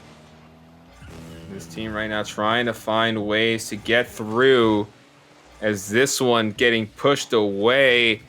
As Youngstar trying to find something. He has been a great asset to this squad this entire match, and he just seems to be a little slow as this game has gone on. We'll see how it continues to play on as Amura getting a good 50. Wow, I'm surprised Amura was able to get back to that ball as well. Keep it in the orange half, but now Crows finally able to find a clear for his team. Youngstar off the backboard, but Amura will find the return and clear. An air dribble gets bumped out by Crows. That's going to allow Youngstar to find this clear. 20 seconds remaining. And a game that seemed to be going towards Verbatim towards the end here is just shifted back for this Virtual squad. One more chance. Youngstar gets put away. C-Money trying to find a goal here. Trying to find a teammate as that one can't get on net. Slow roller, and Virtual takes it here in 3. You know Verbatim's got to be heartbroken. I mean, look at my reaction right now. I have my hands on my face, nearly covering my eyes. Like, they outshot them by 3 shots. It just, the difference maker was the saves there. They weren't able to have an answer defensively. They put up 2 on the board, but the offense was always better and stronger for Virtual. And that was the difference maker to make this 3-2. They will stay alive in the upper bracket. They will move on. And now they find themselves in the winner's final against Belly Bean Boys, who I think you had pitted as one of your favorites for this game. Yeah, Belly Bean Boys, absolutely crack squad. They perform at the highest levels in the RLCS quals. A team that can make day 2 and really trying to make that day 3. So, a team that really wants to come out here and show their worth and, come away $100 richer for themselves. But this virtual squad, as they move on, drops Verbatim down to play OOP there in the loser quarterfinals, as Toe Curlers will be playing Reign Esports to try to come back in. But this next game is about to go off. I'm just gonna, everybody, ready? Breathe in. Breathe out. Because, this Rocket League has been nuts. We had 2 Game 3s on series, nail biters, barn burners, all the way down to the end, and we're in the winners final now with one of your favorite teams and a team that we just saw that looked phenomenal once they cleaned up the defensive mistakes in Game 1. We're going to follow Virtual into the winners finals. We're going to be in a lobby with them versus Belly Bean Boys. You seem to have some experience with Belly Bean Boys. We just saw Virtual. How is Belly Bean Boys going to address them? What strategy are they going to bring to the table? You know, Belly Bean Boy is a team that likes to come out and try to play to their opponent. I think the first half it may be a smaller game where they're going to allow Virtual to come to them, and once they see how the attack the way Virtual is going to come up, they may be starting to throw the kitchen sink at them. And remember, ladies and gentlemen, we're out of that best of 3 series. If I remember correctly, we're now at a best of 5. Yes, we are at a best of 5. So this team has time to really allow themselves to just take the entire game in. Don't rush the process, but look for them to get in the face of Virtual with some amazing passes as well as some aggression. And we saw that Virtual at times broke down defensively. If they were to keep possession, keep control, and keep that high octane gameplay, they were doing well in your half. They like to live in the opposing offensive half. But when they were stuck on defense, we saw double commits. We saw them sloppy on the backboard, sloppy on their clears. So if Belly Bean Boys are able to take advantage of that and be able to address the passes like you just mentioned, address matching Virtual with their speed, as we're going to have all 6 players join the lobby at the same exact time, I don't know what to expect. It's going to be super quick paced, super high octane, and it's the winner's final. I mean, these 2 teams deserve to be here. Yeah, they do, and we see a familiar face in Comp here. So he's going to come out here. He's going to be a player we have to look out for. He's going to try to get his name, and he's not notorious for no reason. He is going to be a player that's going to try to really draw up a blueprint to try to beat this Virtual squad. But Belly Bean Boys, they have the name. They have my respect. But let's see if they can hold on to the respect of their opposition, as it seems that they're trying to get onto the pitch. These both squads looking to get going. 5 minutes, game none of this best of 5. We'll see which one of them can grab some momentum and take it here. They're going to move into the grand final with a win here, with a game under their belt for it. Incredibly crucial series. We are in our first best of 5 of the day. Antics, a single penny to his name. Looking to find a clear there, and he will do so, but pressure immediately on for Belly Bean Boys. Antics trying to take it off the ceiling, can't get much as that ball going down to Raw, who unable to get a touch as Bullseye takes that for himself and just leaving that up for Comp. Trying to force that one on net as he was trying to read Antics with the 50 there. He's going to pop that one to himself and go off to the sidewall, looking for something in the middle. That's Patty into the corner, looking to follow up their own touch. Off the backboard. Where's the help? Third man's too far, doesn't want to commit. So Bullseye will let Virtual go the other way. Sidewall shot is close to going in. It would have hit the upper 90, but Bullseye makes sure it's wide. Patty, nice little save there, trying to keep this ball away. And Murrah, open net as some domestic violence for Belly Bean Boys. Doesn't allow them to get back. Yeah, Patty backflips there off the touch, and Bullseye was diving for it, but couldn't find the touch either. And with both of them in the same area, nobody was a net to cover the roll-in shot there by Emra. And that's exactly the start that Virtual want. You have a solid bubble team here looking to make their mark. If you take a 1-0 lead, that's... I mean, it's the winner's finals. What more could you ask for? And remember, if they take a 1-0 lead at the beginning, stats still say first team to score wins. Yeah. Like, we'll see what happens. We'll see if the Rocket League gods want us to keep him continue on as Amura taking it for himself, has a flip, can't use it, it gets 50'd out, as Comp getting a good save. Ramen attempted to have the read there on Comp, and now it's Amura pre-flipping. See if they could get to that ball. Antics over the top there. Good 50. He's going to fall down flat. Antics, risky back pass. Patty's going to be first up and try to attempt the shot, but not enough boost to force that one on. Didn't have the angle either. Bullseye trying to cut on this ball, but Patty all the way back, left on an island. Can Ramen get this on net? He can't with Comp in the way. And good job by Patty. Now looking for a pincher off the wall. Gets it and keeps possession. Second pass. Oh, that would have been a highlight if they let that one fall through. Big 50. Antics up. Not able to find the touch. Bullseye going to beat him to it. Now Emra not able to find it either. And this ball is going to dangerously float in front of the Belly Bean Boys. Ugh, say that 5 times fast. Net. Ramen now. Big 50 in the corner. But we're reaching the halfway mark. Virtual is still 1-0 lead.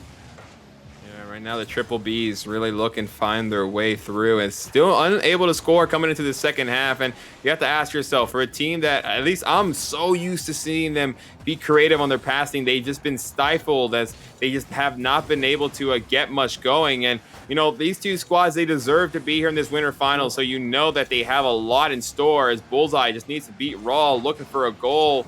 Leaves it up. Patty can't get it. No. I don't know if they were reading Emra there, but Patty took a really wide angle, and in doing so, they couldn't get around the ball to find the shot. Emra almost hits the double tap there. But I think it's been a very good job here by Virtual controlling the midfield, and it's forced Belly Bean Boys to find these passing plays basically on Virtual's goal line. Every single connection that they found has been so close to the net that they're not able to turn and cash in a good quality shot. They're going to need to find one here soon, otherwise they're going to drop game one. Granted, it doesn't matter as much as it did before. Little danger here. Patty able to find the read. When Patty grabbed that one in a crucial moment, 3Bs, able to tie his equalizer up. And, you know, it's anyone's ball game. It just seems that this Belly Bean Boys squad, they've been able to get some good lucks, like he said, just haven't been able to capitalize. They're going to need to here, but it's going to be a pivotal next goal as right now, Virtual trying to grab one up on a very good squad. 100%. We're entering... Uh-oh.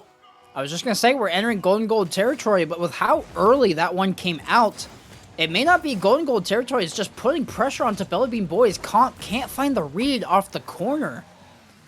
And that's going to allow Ramen just find that double touch into the back of the net. 2-1 in favor of Virtual. And they're looking solid in this game one, dominating the shot category. Yeah, they have, and you just have to like the way they continue to attack and continue to press this Belly Bean Boy squad. As what we've seen teams do extremely well in that first game against each other as everyone seems to adjust after game 2 or 3, but you know, these squads, they have a little more time to really get acclimated. Great save, leaves that ball to mid, allowing Patty to go for a dunk, puts that ball down, and the saves continue to come as Bullseye trying to get creative. You can tell the boost amount is so low right now for Virtual. They're all double jumping in net, trying to find any contact with the ball, and that clear from Antics is finally going to bail him out. Emra, no boost, has to dive with this ball. Ramen, a little awkward, places himself backboard. Pitches it to the opposite side. I don't know how that worked, but it did. He found the clear. 20 seconds remaining, and Virtual have to hang on with this mounting pressure. When your defense has nothing in the tanks, no boost, and you're at that goal, you have to find a way to score. Unable to do that there as Patty putting it off the backboard. Comp going for the second touch, gets 50'd out, and now that save leads us down. 5 seconds remaining. Oh my gosh, the ball will be on the ground when the clock hits 0, and Virtual get away with murder. That was a barrage, an onslaught by Belly Bean Boys in that last 45 seconds. They only had 3 shots, I believe, at like the 2-minute mark. They ended up with 8, leading Virtual in shots. That offense clicked on immediately for Belly Bean Boys. And if they're able to tap into that for all 5 minutes of this next game, could be a very different story. It really can be, and the number one thing that I see here that really surprised me, the fact that Comp was third on his team here. He had 4 shots on net, couldn't put anything on though, but they're going to have to look for some more production who's repping the Summer Series Elite tag, so you know this man's absolutely cracked, and continue trying to show that here as these two squads lining up game number 2. We're going for another 5 minutes here, ladies and gentlemen, for this $100 Reign monthly. Which one of them can get the leg up? Belly Bean Boys trying to do well here. Maybe get a big baller brand sponsorship. They share 3Bs in their name. That's a good dunk there coming out. Comp going to be forced to find the save, and that's a monster pitch down the other half. And a great job there, Patty going up for him. But, you know, just like the Triple Bs, they're going to have to be winners in order for them to get signed. And that's what they're looking here for today as Bullseye puts it off to this side. Comp getting this save here, now allowing too much to get onto his net as some chaos just happened in mid. Emra, chip towards Antics. Antics beats that one. Comp left in the island. That's a good touch to himself in order to find it clear and raw. Has to back off, given the pressure coming. He finds a 50, but Comp is up. That's a shot on. Turned aside by Raw last second, but to commit, this could be dangerous. Yeah, extremely dangerous. You can't get a player like that open with that much time and space on the field. It's exactly what you're hoping for if you're a teammate, but great job there to keep him away. Patty taking a shot on what? Emra. They double jumped facing down off the backboard. I'm not sure if the double jump was intentional, but it brought them lower than the ball. I don't know if they need to change their dead zone and that should have been a flip, or they were just trying to get to that ball quickly enough, but regardless, they had the save on the backboard and just could not make contact, and that's going to be Belly Bean Boys now with the lead, and if this says anything, guess what, Wolfie? They're going to take game 2. Yeah, it kind of is. You got to to the stats right now. Well, I don't want to say the stats are wrong, but you know it's going to be an interesting battle from here on out. They need a second goal to really give themselves a cushion. As Raw trying to take this for himself, passing by Bullseye, but can't pass by Comp. As it's still anyone's ball game, even as much as we see the Triple Bs currently with the lead. Oh, good 50. Patty gonna take a delayed shot, bottom right, beautiful placement, and he's just first to that ball. Comp isolates the entire virtual defense onto the backboard. All Patty has to do is place that well. He knew what he had to do. He understood the assignment. That's 2-0. They got the cushion you were looking for. Yeah, it looks like they're listening to chat here. And, you know, sometimes you just got to ask yourself, this is exactly what this team needs. When they're able to go and get a goal when they need to and put up a lead after a game where they struggled a bit on the offensive to really get going, is exactly how you want to start a game. Patty looking off the backboard, probably going for a pass. Can't get it there as Bullseye. He's going to have to go back and try to go for a back pass as this team had a little chaotic at the moment. Yeah, they look to be fumbling a little bit in their communications with Bullseye. Somehow got a flip reset off of that. Tried to get back to the ball. Antics. Gonna shove this over to Emra, but they both go. Emra staying on. Comp able to find the clear though, and that's a good 50. They're just trying to keep it in the orange half. If it's there, it's gonna be much harder for Virtual to score, and we saw what their offense could do in the game previous. Yeah, and that's exactly why you have to be scared here. And you know that this Triple B squad, I've already seen it. They know how well everybody on Virtual can get going. Raw, Amura, and Ansix, they've just been playing a well-cogged machine so far. So all boots on deck. Comp trying to go for a mid-pass, leaving it for Patty. Backboard, double tap. Can he get it? Yes, sir! Gets it there, and the highlight reel to boot. Absolutely filthy. Comp, brilliant pass. Patty throws it to the backboard, follows it up. Beautiful car control. Maybe you don't want the bounce in there, but a highlight clip regardless. What a shot. 3-0, and this is looking to be Belly Bean Boys in form. And maybe, you know, we said a game number 1, usually a testing out. Teams try to come out, not to try to show their full hand, but Belly Bean Boys, looks like they woke up quickly after that loss. Not something that they're too used to seeing. As when looking at this tournament, this team has only lost 2 games. So have lost before. They've been in the mindset, so they are seasoned and prepared.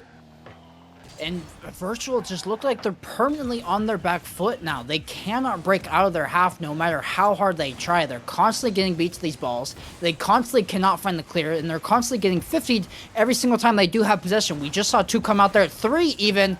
Now Raman trying desperately to get to this ball to find it clear, but it's just going to be Patty to collect, take another 50, and it does not leave the midfield line. Finally it does.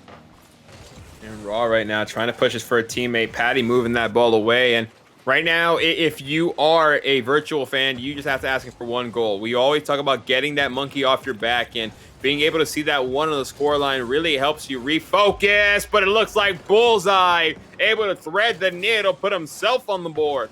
Yeah, that 50, a little bit unfortunate. Ram is just trying to get back to this ball. That's it, but his car angles in a way to pinch that right into his net, creates a perpendicular 90-degree angle with him and the opponent. The ball has one way to go. That's the 45 right back into his net. And with a minute remaining, we're going to see game 3. This doesn't mean it's the last game. It's a best of 5. But this game 3 coming up is going to be pivotal, as it gives you 2 chances to finish out the series and give you a ticket to the winners final. Pivotal is or the grand exact final, word. excuse me. Pivotal is the exact word. I love to say this is the pivot game, the momentum changer in game number 3. Because, after that, you're one game away. Like you can really just go into this one and just feel a little more relaxed as both these squads have looked amazing in both their games. We'll see which one becomes a little more consistent as that one takes away the goose egg. Omura puts it on the board. They're able to get onto the board. I do personally believe it's too little, too late. But it's a little bit of a morale booster. It shows them that they still can do it. They got on the board. Good 1-2 play there. It's 4-1, 22 seconds left. Maybe you chalk this one, but you use this as a building block going into Game 3, the most crucial game of this series. Whoever wins Game 3, I'm going to categorize as my favorite for the series.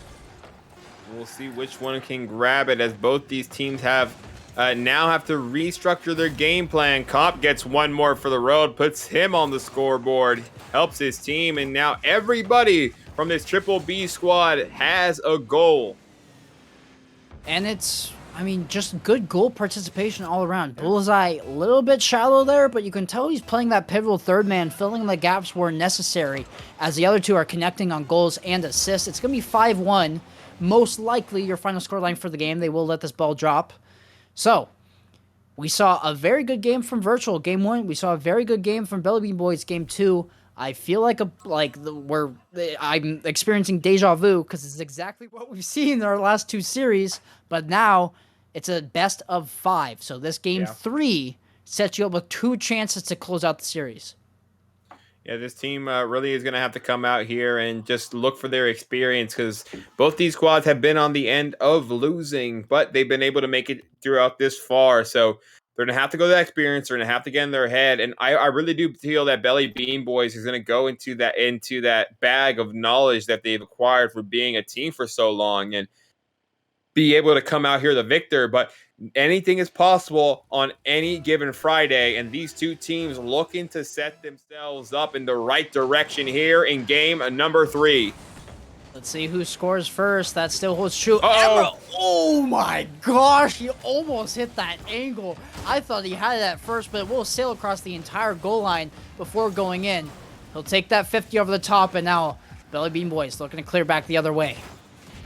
And remember, ladies and gentlemen, it is 1-1 on the scoreline when it comes to games here. So we'll see which one of them can get it. Here's Patty pushing this ball down. Murrah taking this for himself, trying to watch this and looking for a teammate. Mid, he finds one. Can't hit it on, though. A good little 1-2 touch there. It was a difficult shot to hit from range. They were able to make contact, get the power, but not on target. Patty cutting off this one. The defense just isn't there for Virtual. I don't think Amira quite realized he was left on an island as he challenged, assuming the third man was going to be back behind him, but it's just an open net for Bullseye to shoot at. They take the early lead, and let's see if history repeats himself and they take game 3. Yeah, game number 3, absolutely crucial for this squad, and now we continue going back at this first goal. As you know, it hasn't. I don't want to cast a curse. I'm not even gonna say it hasn't. Whatever it was, I'm gonna say it hasn't failed us yet. But I hate saying that because now things like to prove us wrong here in the booth. But 60 seconds remaining. Belly Bean Boys looking comfortable on the pinch as Comp takes that ball away from his backboard. If there's anything that people are suspicious over, it's a caster's curse for sure. Here's Bullseye, a little bit awkward. I don't think he can find that touch, but Antics wasn't expecting the misread. Raw towards the backboard. Comp will be the first there, and he's looking for a transition play to Bullseye. Antics has to take this across and around. Now looking for Emra on his sidewall. He'll find another touch and unintentionally played around him, but now looking for Ramen on the opposite side. And he'll be there to clear it into the Belly Bean Boys half. You have to like the way they're spreading the field here and looking for those little pockets of space. If they can find a way to connect a little more and keep that ball possession, they're going to be in a really good spot as Comp pushing that ball away, allowing Raw to leave that for a teammate. It's good forward path by Antics, trying to find someone. Backboard. The demo leaves Raw for the shot, but that was crucial. Not able to ultimately connect. Wow. Is Virtual, and now it's Bullseye trying to extend their lead to 2. This is an interesting 50, going to flow into the middle, but Bullseye's teammates were rather deep. Amura into the... Oh my gosh, Antics almost played it back into Amura for the redirect, off of the redirect, but they weren't able to make contact. Amura into the middle looking for the bump, not able to find it. Comp down to Bullseye, playing us to the sidewall, and we see a little bit of back and forth ping pong play in this neutral zone from either one of these teams.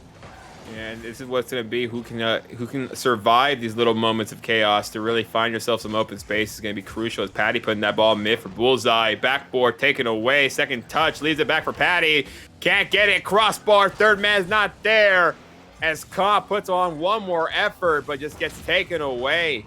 Antics will find the demo. That's going to open up a little bit of space. Here's Raw out to Murrah. Not able to find it. Antics diving save is necessary to keep his team within one, but now he has 0 boost, trying to pop it over Paddy. He does so. Ramen going to take control and look for the boost in the corner. Knowing his team wasn't there, he didn't go for the demo, but where's the defense again? The third man has been so slow to get back for Virtual that these long-distance shots are almost working for Belly Bean Boys. Yeah, it just seems that they're putting a lot of pressure with these long shots. It's making them rotate back quickly and not allowing them to push up on their half due to some long clears. We'll see if they can continue putting that pressure as Antics trying to take it off the ceiling. But Bullseye, again, not allowing too much time with that ball. Paddy chipping it up, throwing that on net, and it's going to force a double commit out of Virtual that I don't believe was necessary, but onto the back it goes. Bullseye first there. What a back pass to Paddy. Antics, no boost, has to just watch Paddy play with this ball. The 50 does eventually come out and send that ball into the corner. But Virtual, they haven't been able to get much time in the blue half. They're going to need to find that in order to get some shots in their tally and in turn a goal. Yeah, coming in here, ladies and gentlemen, 60 seconds remaining here in game number 3. Triple B, Belly Bean Boys trying to go 2-1 in this best of 5 series. Comp trying to get a goal, puts that ball off as that one just goes off to the corner, allowing another teammate to try to take a crack at it. Bullseye, good 50, has enough boost to stay on the backboard and cause some more chaos. Comp now in the corner, they're just playing keep away. Monkey in the middle with this Virtual team. Ramen finally able to find a touch, almost the dunk, but it's just going to be Patty back the other way. He has Comp in the corner. He's going to opt for the solo play, try to force it under Amura, but not able to do so. And now it's Bullseye in the 50. This ball is still floating over the middle. And right now, you can see how hard this team has been working right now. Virtual looking for a shot, and the hard work pays off. We're tied. 18 seconds on the clock. They could not have asked for it sooner. And they're shooting 33%. This Virtual squad, you want to know why? They only have 3 shots. Belly Bean Boys has dominated the pace of this game, but they let one in, and Virtual's defense holds strong. We're going to enter going goal territory. We're already in it. Does a goal happen now or in OT? Oh, it's more likely OT as Patty grabs this pinch, but anything is possible at any given moment. 1 second remaining, trying to drop this ball, and they can. Ladies and gentlemen, overtime, game number 3. Our first one of the series, and this is for match advantage, giving them 2 chances to take the series in game 4 and game 5. Patty up for this ball, gets the flip. It's off of the post, but it goes high. Can the defense get there? They do. There's nobody committing for Belly Bean Boys. Maybe they want to bait out the boost and the ball. Emura gets a good save. Comp now trying this one at range. Gets the bump. No, Antics heads it down the other half. Okay, I don't know what happened those sequences. They feel like they trusted Comp to take them by himself, as both the teammates just staying in the backfield, as they had 2 opportunities. I feel if they had another man there, they would have time a lot quicker. Yeah, no, that ball was flowing there for so long, but nobody wanted to commit. Maybe they didn't want to give a goal too early. Flick on, Antics will turn aside. Amura, awkward touch off the corner. Bullseye is going to be the first there, but Antics reads it well, plays it back underneath him. Comp looking for the dish, maybe? He has it. That's a brilliant touch. Necessary touch to force him to keep that ball on the backboard. He saw him on that dunk, too. He saw he had some open space. He debated there, and that moment of hesitation caused that defensive member to come in and take that ball away, as Patty now trying to find a way for the Belly Bean Boys to score, but too many in the net. Doesn't allow it. Amura, he has Ramen in the weights. Not able to find the touch, but he fakes out Bullseye. Here's Comp now, taking this to the sidewall. Brilliant 50. Amura has to make a play on 0 boost. They'll do so. And try to play this past Comp, waiting on the sidewall patiently with 0 boost. Now Ramen trying to get this out of his half. They do finally enter Belly Bean Boys defensive. Yeah, right now Murrah doing a great job just holding on to the side. Comp has one more. Raw takes that ball away, and the frenzy right now for Belly Bean Boys is starting to go up. Bullseye gets a touch, able to get a clear, and these teams getting close to 2 minutes, almost an entire half of Rocket League played again here, and no one's been able to get much as we're still looking at who can break away. Antics gonna whip this one along the sidewall. Here's Comp collecting now. 20 boost, plays it under one. He's a man there. Bullseye. There it is. Brilliant play from the sidewall. Comp plays it under one with the 50. Sees he has a man far post. Dimes him up. And there is the difference maker. 2 minutes, 15 seconds into OT. Belly Bean Boys will take game 3. They're on series point. Match point. Was it me or Comp almost going to save that at the end there? He had to move his car out of the way as quickly as possible, as that would have been an unfortunate travesty there. But they're able to come out of here 2-1, game number 4, 1 game away from punching their ticket to that grand finale and dropping the virtual squad into that losers bracket where they will be playing the winner between Toe Curlers or Oop. And look at the shot differential here. Yes. You have 16-4. Outshot them by 4 times, and while Virtual kept it even with the saves, there's only so much defending you can do. Only so much pressure that you can accept before one's going to go into the back of your net. They weren't able to get it in OT, but they're going to need to find a different strategy, different way to address this team or get more shots towards their net. All right, this is the strategy. I'm calling it. Get the first goal and you're going to win. That's it. That's a strategy. It's still holding true. I mean, we probably sound very boring for bringing it up so many times, but the numbers do not lie. No, it does not. And when you have a stat like that, write it until the end. It's our best friend here. It's the one thing we can continue going to as Patty getting demoed, allowing that ball to clear up. But Comp should be there as he is, pushes that ball away from his net. Catches it, controls, and finds a flick. Here's Antics. Sidewall, Bullseye, now collecting. That's a good 50, and he's just trying to cause havoc on the backboard. He parked his car in front of Antics and made Antics get a sloppy clear, and that's another 50.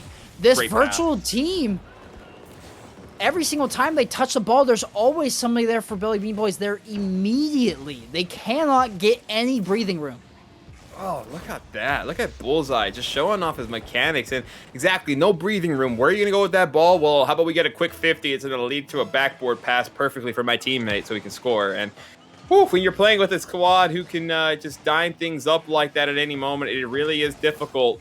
But 60 seconds coming off here as this Triple B squad trying to find a way to end this for Virtual and drop him to that loser's final. But still a lot of Rocket League to be played, but a 2-goal lead, a tough one to come back from. Amura was trying desperately to get at this ball, but I have no clue why Ramen was going up the backboard. This shot was just at the net, and Ramen found himself trying to come down from the corner of his net, and he couldn't get there in time. And that's going to be 2-0 for Belly Bean Boys, which is disaster for a virtual squad that's now going to be down 3-0 and staring at a series loss. Things have just unraveled here. It looks like this Belly Bean Boys have been able to just weather the storm and now just picking apart Virtual on these early mistakes. But so a lot of times, 66 seconds only off the clock, but you can't allow any much more as we've seen a lot of close games between both these teams. Mura trying to get something going for his team, be the difference maker, be the little push that they need. Antics trying to wait out Patty, but not able to do so. Now, good 50 onto Comp. If they're going to start the comeback, the sooner the better. Antics in the middle, Ramen with the shot, not able to connect. That right there is something that they were really looking for. And just able to get any type of goal right now is going to help them. Couldn't use that flick as Antics puts that ball up. And a little passing play, but Comp not allowing to break the ankles. Raw looking for a demo, but Comp watching that the whole way. Yeah, just able to get to the backboard quicker. And that's a whiff from Antics. Going to force Raw to go. And it's a virtual squad that's just burning more boost. Emra now got to the flip, but not able to find contact. And with this ball floating down the middle of the net, it's going to be Bullseye who's going to control it out. Emra cuts rotation, is able to keep this one in. Antics doesn't want to commit. He knows he's going to get beat, but you can tell that this virtual squad is getting more and more desperate to play more aggressive, try things that have work, or try to get things to work, excuse me, and try to get something on the board to start this 3-0 comeback. Whew. That comeback, something they're going to need now as they only have one more half. Rocket League be played. Tough down. No. Patty with the save. Moves it away. Not allowing Amura to get any touch on that. Patty over the top of one.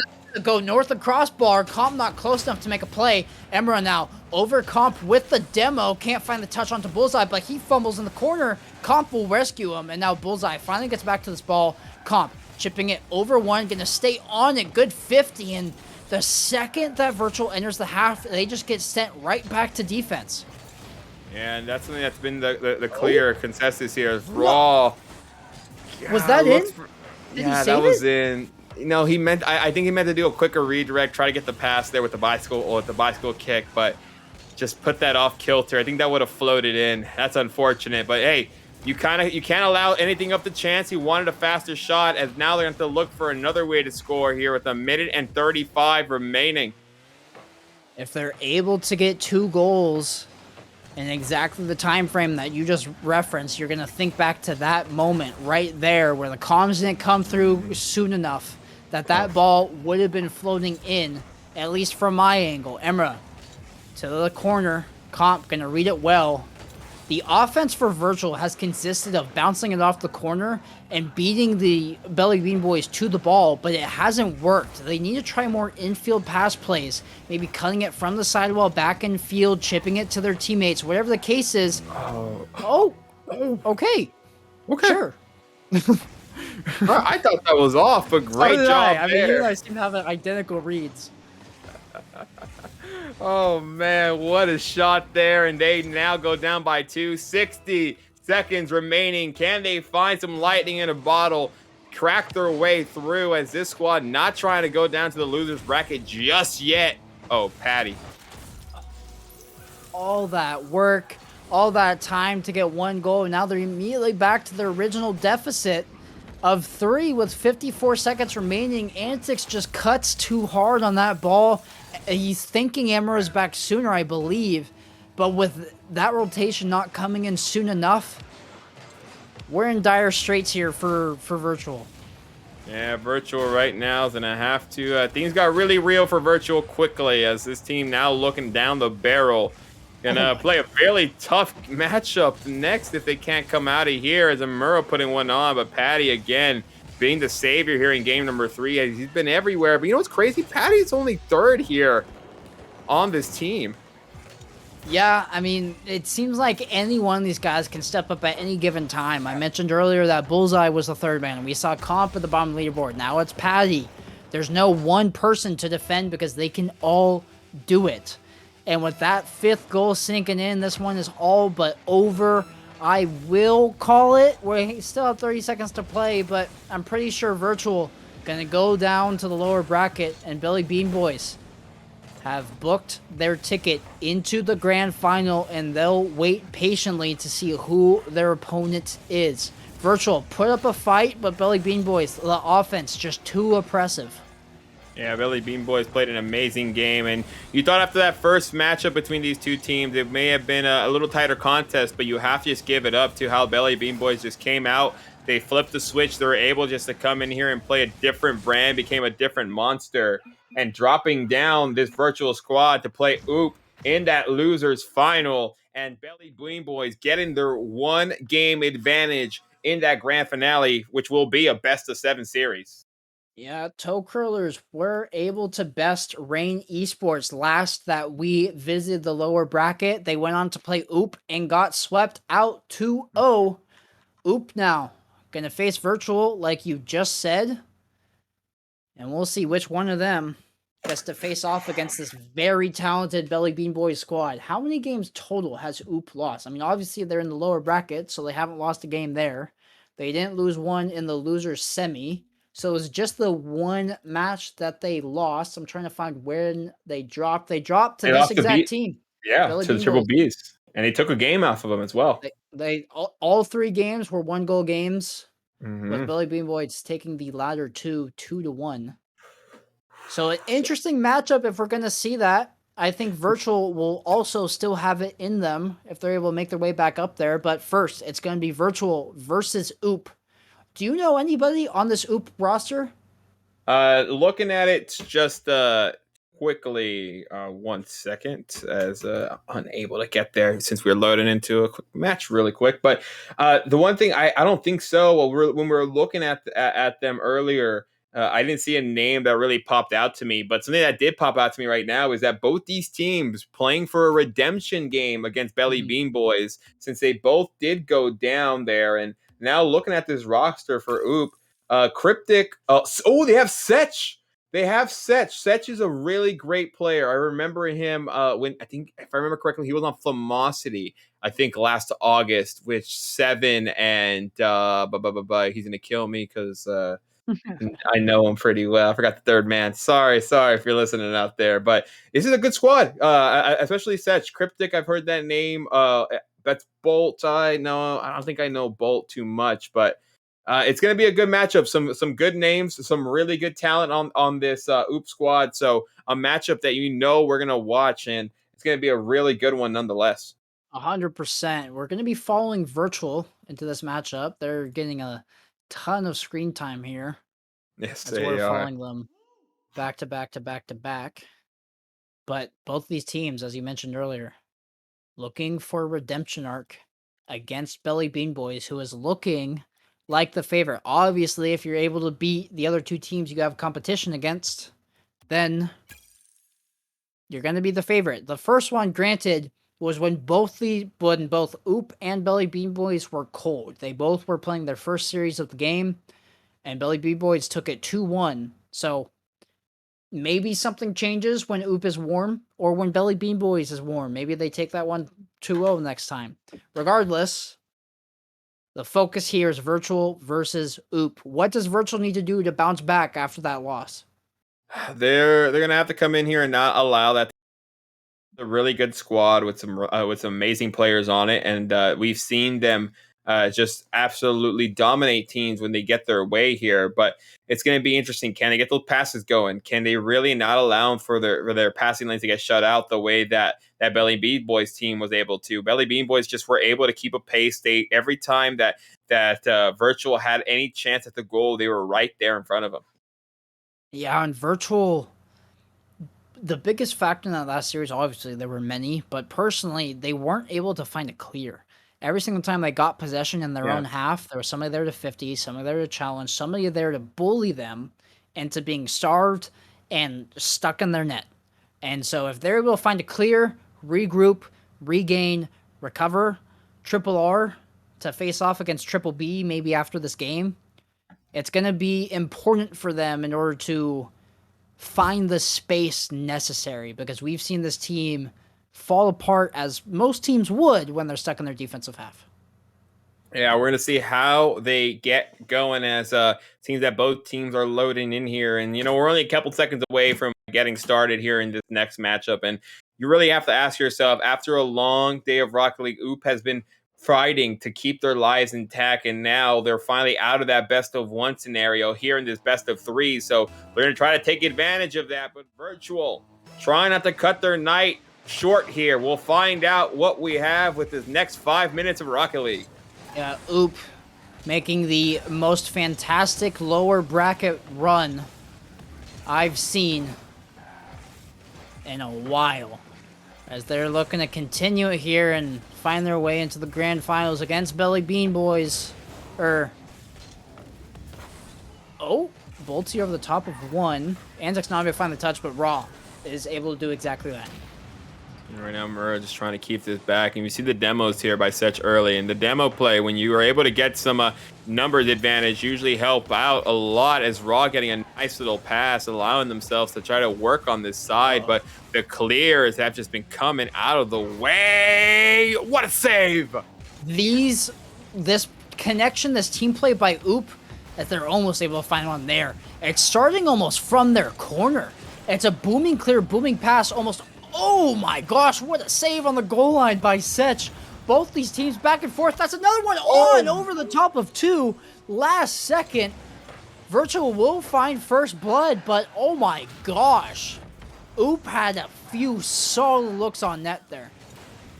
Yeah, what an absolute banger of a shot. And now this team having the stats on their side, 4 minutes still remaining. We'll see what they have in store. But Oop has looked good. They just fell apart there. As a good pass, can't connect. Third man can, as that save pushes that ball off, but not enough. Emra got a piece, but the angle was back inside his own net instead of out of it.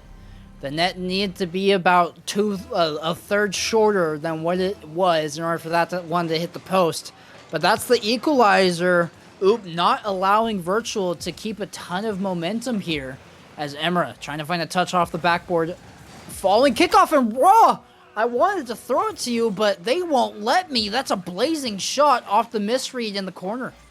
Yeah, and unfortunate there too on the rotation, Cryptic going up, but that little double commit there puts them off the off kilter, not allowing him to get that save. But this team still up by 1, no time to panic.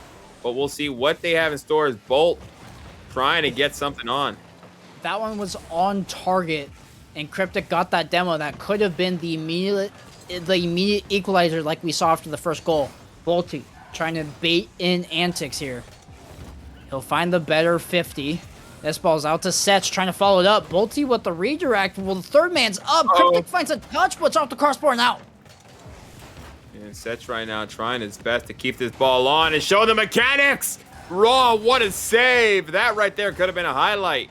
There's been so many heroics from either roster, but this one's just going to roll in. All that back and forth goal line saves and just turns into antics. Getting first to this ball. Bolty thinking he could beat him, and antics one touch beat 2 players. That's 3-1 Virtual. That right there was not what you're expecting if you are a fan of this Oop squad, but Virtual has just looked dominant throughout this entire first half so far. 2 minutes already taken off the board as they're trying to find a way to keep this on their side as Antics able to win to this ball. They were going to land on it, but Emra called them off. Raw. Down to Antics. Infield passing play cut off by Bolty. They're now looking to get something going for their team. Demo coming out, but Raw able to get back for the save. Yeah, Raw just trying to do his best here, not allowing for his team to really get scored on. Antics able to take that away. And the rotation right now for the squad, for Virtual, seems to be dying down a little bit. They're in some same territories, which is not allowing them the best of looks. But that right there by Setch takes it away. What could have been the 4th goal. For some reason, after the most recent goal, this game has slowed down a lot. The pace is a lot slower. The shots are more calculated and precise, and it's not crazy back and forth action. Cryptic gonna take one from range, and it'll be Antics with the save and the ensuing pinch. What a weird touch there on the sidewall as Emra trying to force this one, but it just goes to the opposite sidewall. Bolts right now just doing a great job just slicing and dicing past the defenders. Antics able to push that ball off his side there as what looked to be a really good dribble move. Open net, the aggression hurts some, and Antics finds it here to help his team get a 3-goal lead. That's not the first time in this game where Oop has committed their third man. They've been very aggressive with their third man, sending them into plays where maybe it's a 50-50 ball and relying on the rotating person to get back in time. But it's burned them, and we see it right there. I mean, the third man can't get to the ball, and it just sails to an open net. Setch not able to make contact, and it's going to force Bolty over. Emra, back pass to Raw. Now Raw, over the top of one, just going to keep control, maybe drop it to Emra. Gets a flip instead, plays our last defender, but Cryptic gets in the way. And Cryptic right now is doing a good job as he's going up for this one, trying to keep it. And that save right there by Raw, not allowing. You see this team, they have the mechanics to really hurt you, and they've had some good looks. It's just the defense right now for Virtual has just been all over them. Maybe they took a lot from that loss last match to really come in here and just show that they're a dominant team, as Raw doing his best and continuing to get this team on the board. Raw makes a cut, and Cryptic, it might have been a miscommunication in the corner there with Bolty, as both of them were sort of on top of each other. Cryptic forced to bail back, and he has to make a waterfall save from the backboard. not able to make contact, and that's the 5th one for Virtual, taking a very... Oh my gosh, the pinch almost goes in off the crossbar. But as I was saying, that's the 5th one going for Virtual in a very convincing Game 1 win, as they're now freestyling in a best-of-3 series. Yeah, you saw them there really try to find a teammate for a pass. But yeah, the freestyle's starting to come out. This team feels confident. They feel that they can beat this UP team pretty hands down. And when you have a scoreline like this 5-1, you have to ask yourself, it's more than likely the case. But remember, Virtual, they were able to beat Belly Bean Boys in game number 1 with the same scoreline. Then Belly Bean Boys switched the switch, and they were able to come back and really take that series for themselves. So we'll have to see, how does this OOP squad come into this game as game number 1 just waiting to become official, but Virtual will be coming away with this victory to go up 1-0 in this best-of-3 matchup. Yeah, this Virtual team seems to burn hot, but they may also burn quick. We've seen them a few times come out very strong. The only series where it was the opposite was against Verbaden, where Verbaden took the first game pretty handily, and then Virtual turned it on. That might have been the wake-up call, but as we saw in that last series, it was only one game that Virtual got of them. It was the first one where they took it to Belly Bean Boys. Maybe it's a similar story here. What does Virtual need to do to stay on top of their game, keep this type of offense up, or rather the defense, as they were outshot, but they had plenty more saves? Well, you see that here, they are just a team that played both ends extremely well. They may have gotten outshot, but when you have a squad who's able to rotate and take away the advantages the way Virtual was able to do in this last game, they're going to be in a really heck of a spot. And it really felt the game never got out of the way for them. It never felt that they really struggled throughout that matchup to keep that up squad in that back heel position. But they're going to they're going to have to come into here. They can't get over complacent. They can't feel overconfident. They're going to have to respect their opponent and try to win for another game, because now they're one game away from getting that grudge match against the Belly Bean Boys. And it's like, it comes to desperation. Maybe not yet, but maybe soon for OOP, as this is their tournament life, or their monthly life, excuse me. I don't know why I blanked out there. You might have seen me, like, my eyes gloss over on the stream. But this is their tournament life on the line. They've dropped the game. What a redirect. Oh my gosh, it's going to be over the top of Antics, and Bolty just hits one from his own half. And that's exactly what you're hoping for. Take advantage when you can, and just puts on an absolute dime of a shot there first 30 seconds. And now this team looking to try to change the narrative and at least try to take them to a game number 3. They're going to need to bring the same offensive that Virtual brought to them. Cryptic, double tap opportunity. He finds a touch. Setch for the follow-up. It's going to be off the post. Hits the right side. And Raw trying to force that one in. What a save by Cryptic. His whole body in front of that one. You got to put your body on the line for your team. Put every single thing you have. As Raw right now trying to find an equalizer, can't get much. And Amura going for a long boom, but actually gives a little passing play, and Bolt takes it away. Right idea, it's just too overly projected. Amura faked out the defense, I'm sure, but the pass from Antics is on the ground. It's slow, and it's very obvious what the intention is. Good read by Bolty to get there. And this is exactly what you want to see if you're OOP and or an OOP fan. 2-0 lead early. They're playing better. They're making the reads, and they're forcing Virtual into their half. And that's exactly where they want to be here. They understood how tight-knit that this team was playing them last game, and Virtual just were all over them. And this is where this op squad has been able to come in and take advantage, as well as not allow themselves to get too aggressive due to us seeing a couple open nets in that last matchup, due to them just trying to push the envelope a little too soon. Setch not able to find the touch. Cryptic doing a little in and out in the back there, looking for a demo. Setch into the middle, 2 up, 3 up. Big bump. Bolty trying to land on top of it. I don't know what's going on. It's absolute mayhem. As Antics will finally beat out one, find a 50 in the corner. Bolty now trying to go back the opposite way. Good flick. Amura gets the clear, though. Although, They're getting very spaced out here. Is Virtual, and it's allowing Oop to take advantage of this open space. Yeah, this open space is something that this team really needs to get on their way, and you've seen them just navigate well and find those little pockets. As right now, this team has not been able to stop Bolty, who continues to play well as sets, keeping it off to the side. And so far, you like the way this team has stepped up. They have a good lead, trying to hold on to it now. Raw trying to find a path, but getting taken away there, leaving it out to the opposition side. Didn't have the power on it, and again, very projected. Virtual's playing very linear right now, as that one's going to go north of crossbar. Bolty goes for the double tap, bringing out the defender, sits off the crossbar again, and the save comes out by Antics.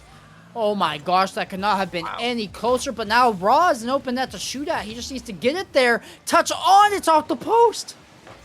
That one can't get any closer, but that one can't either. What is happening? What a save! Nobody gets nothing. Oh my gosh. Not one, not two, not three. I think it was either 3 or 4 spectacular, heroic saves on the goal line. Ramen trying to force this one in again, and that one's off the post. What can you do? Like, honestly, what more do you want from this team? They're right there, but just not giving it to them. 1.5 minutes, still looking down the barrel, down 2 goals. This one looks like it has, and it does. Amura able to finally take the monkey off their back and put the first one on here for Virtual. They finally found the back of the net after what felt like ages of them testing 1 defender, 2 defenders, 3 defenders, the post and the 4th defender. I mean, it was help from the woodwork, help from the team, heroics on the goal line. It took everything to get that ball in, and they still need one more, Wolfie. Yeah, and it just seems that this next goal will be one of the tougher ones to do, as Raw trying to find mid-50s all around and can't get a touch of that third man just waiting that backfield. And you kind of ask yourself, if they can't allow themselves to stay 2 back, where they're not giving themselves the right offensive prowess, but you can't allow yourself also to just get out of control. That one almost looking like behind the net. That gave me Daniel vibes. Antics with the mind games there to fake out the oncoming defender, but they weren't able to find the dead one because the offensive fell flat. Raw forced to make a save. He'll do so. Now Cryptic first up, setting that one to the corner, going to try to follow up his own touch. Not able to find the dunk. This is out to Emra. He doesn't beat Bolty though. It's just a 50 in the midfield. Antics trying to collect, but turned aside by Sesh. Now it's less than 30 seconds for Virtual to find an equalizer. And this equalizer is going to be one of the tougher ones to get, as the Cryptic trying to push it away, holding on to this lead. 13 seconds remaining, trying to end it here. Will they be able to? Raw can't get it. One more time. Amura on net. It's off. 1 second remaining, and Cryptic able to get the pinch and ends game number 2. And ladies and gentlemen, it is not over. It's a game 3 to see who plays the Belly Bean Boys, and I'll give credit to Virtual here. Oop got the win, but Virtual didn't fall flat like I was kind of expecting them to. We saw it happen in their previous series, and they were able to outshoot Oop. They were able to go toe-to-toe in terms of saves. They just were not able to get that last one to go into the back of the net. But this is good from Virtual, not falling flat, not losing the steam that they burned so bright in game 1s. You want to hear something crazy? Oops, scored the first goal. I'm just saying. It's still alive. The stat's still alive. We don't have to throw it out the window just yet, but we'll see what game number 3 has in store. These teams looking for a chance at the grand finale. Do you think that gets broken at all? No. I mean, we have this game and then potentially 6 more following it. That's my baby right now. I don't want to go. I want this whole tournament. Constantly reference it. It's a caster's best friend.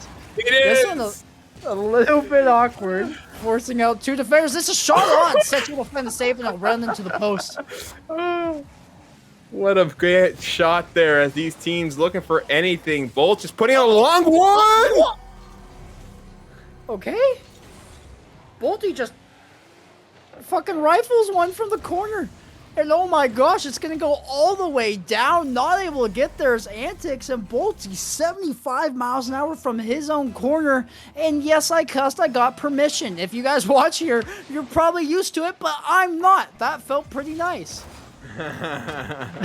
Well, as nice as that goal there, but we'll see if the street rewards continue coming as Cryptic trying to find a second goal. Can't get much, allowing Bolts to star so far. Finding another way to go up for that one, but getting taken away at that backboard. And some good opportunities. Amura trying to find a nice shot on net, but the defense can't get there. Amura, second chance, can't grab it as Antic still trying his best. Oh, Raw not able to force that in past Cryptic. Now Bolty trying to get possession on the sidewall. He'll play that towards the backboard. Setch following it up. 50 going to go in favor of Virtual as Antic follows up his own touch and gets a demo.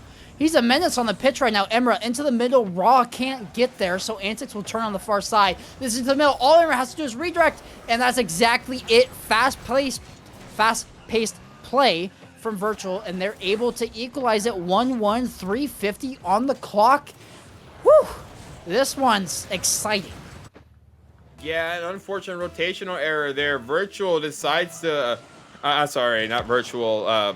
You know, I can't even say the name. They decided to go for that big boost pad towards the end instead of trying to get that save, and that right there hurt them here. They're going to have to try to come back as that one goes for Antics. Fucking read by Raw.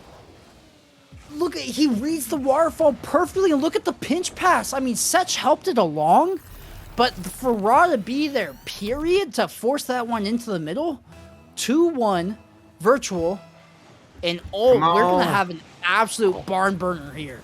Want to come back? Let's go. My stats on the line here, boys. And we'll see if that comeback comes in stride as Cryptic trying to find a teammate. Can't pass the defenders, and the Muro leaves it off to the opposition. This one, Raw going to read well. Going to try to get the same read he just had. Not able to find the dunk, though. And Emra committed as well. The demo will come out to make it a temporary 3-on-2, that shot sailing wide left, another demo. We see Virtual getting physical, looking for demos on rotation. Cryptic over one, Antics underneath one, and Bolty around him. And right now, Bolty doing a great job, able to snag that boost, leaving everyone in an awkward position there for Virtual as Raw trying to get something, passes by Bolty, and a good snag there by Cryptic, still leaving them in some awkward positions. Mid, Setch, top, can't get it, what a save! Raw. First on this ball, not able to get to it again. Gonna leave for Emura. That one's forced to the backboard. Cryptic. Plenty of time and space, boost and ball. He's gonna do it all. Uh-oh. Oh, not able to force it through is Bolty. Setch now to Bolty. Bolty back down, trying to land on top of it, but it's Antics out to the sidewall. Back and forth action. Both these teams have been looking good. Double commit, can't get it. As Setch able to push that ball away and gets one more. That's on net. Can they get it? No, what a save. Emura now force him find a touch, trying to follow it up with the clear. This one's rising off the ceiling. Emura can't get there. This one might go straight in. It's off the backboard. Raw. Good read. He has plenty of space to work with. He will beat out Bolty. And this one's on target. Cryptic able to find a touch at the last second. And right now, Antics is continuing on, and it's a back and forth effort, and just feels that this op squad has had really good opportunities, but just been taken away. Oh, it was a temporary open end. You saw all three OOP players downfield, but not able to turn that one in was the Virtual cherry picker. This 50, little awkward for Mura. He can't make the read, and that's 2-2. Oh, this game is going off as no one trying to give any sort of room here. Remember, ladies and gentlemen, the winner of this game punches their ticket to go on and play Belly Bean Boys in the grand finale to try to come away $100 richer for this Reign Esports Monthly. I couldn't tell if that one was blocked or not. The whole audience got smoke screened. Emura gets a touch around Setch, but Raw and Emura end up in the same spot. Bolty just has to shoot around them. And for a Virtual team that had a 2-1 lead to attempt to upset our first goal stat, they've now fallen flat 3-2, and the stat holds unless Virtual can force OT minute 20 to do so. Oh, and a great catch there by Cryptic. Can't get much, allowing enough for Setch. Backboard pass for a third man. Bolty can't grab it. That ball just going off the edge of the Mura now trying to take this for his team, as rightfully so, going for the pinch down the mid. But Bolty should be there. What a save, Cryptic! Yes, he can. 60 seconds. Where's the follow-up? Virtual's not going to have many good looks on net, and that one was sitting in front for a solid second or two, but nobody was near.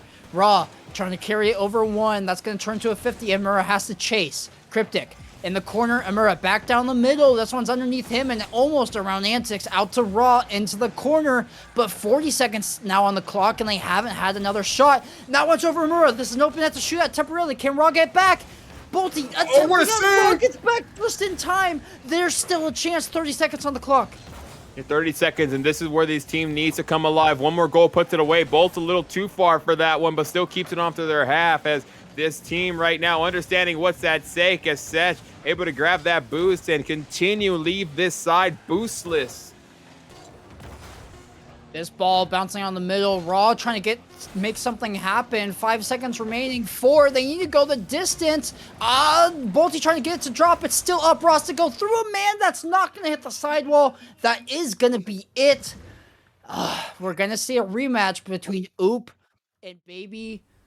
I'm blanking on the name. I'm so flustered right now. Belly Bean Boys. Okay, we got there. I need to go quickly check on my dog. Take it away, Wolfie.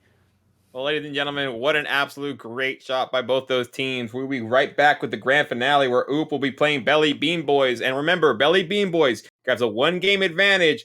Oop needs to run the gauntlet. But we'll be right back with some more Reign Esports Rocket League.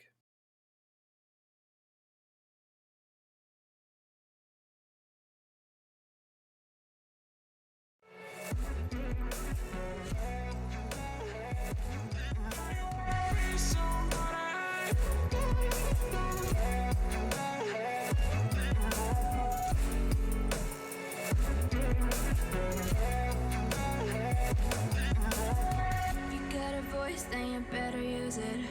Tell yourself day after day it's time to prove it. No days off, keep the hustle moving. Wanna see you be what you want it to be, prove it. I know I sound crazy to the ones who said oh. I know I empower those who dream like me. I know I sound crazy to the ones who said oh.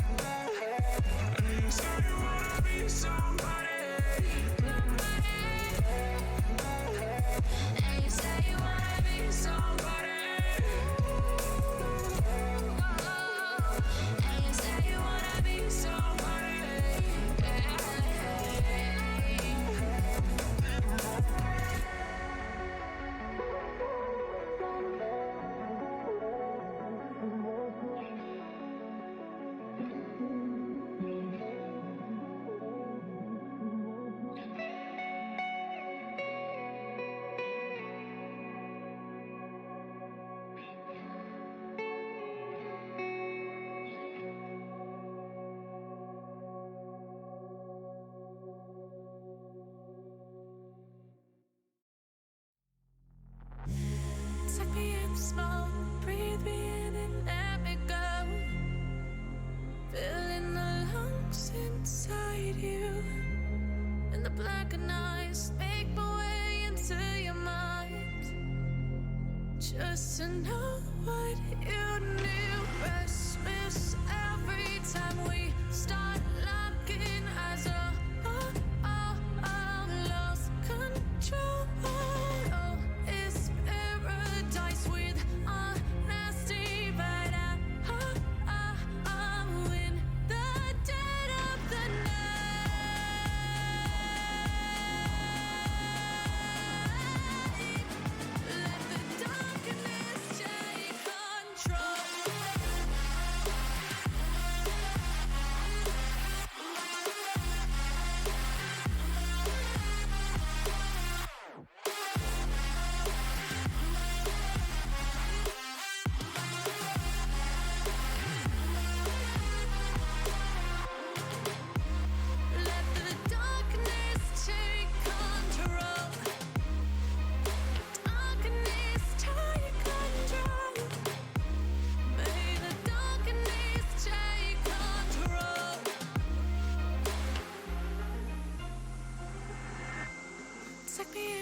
smoke, breathe me in and let me go.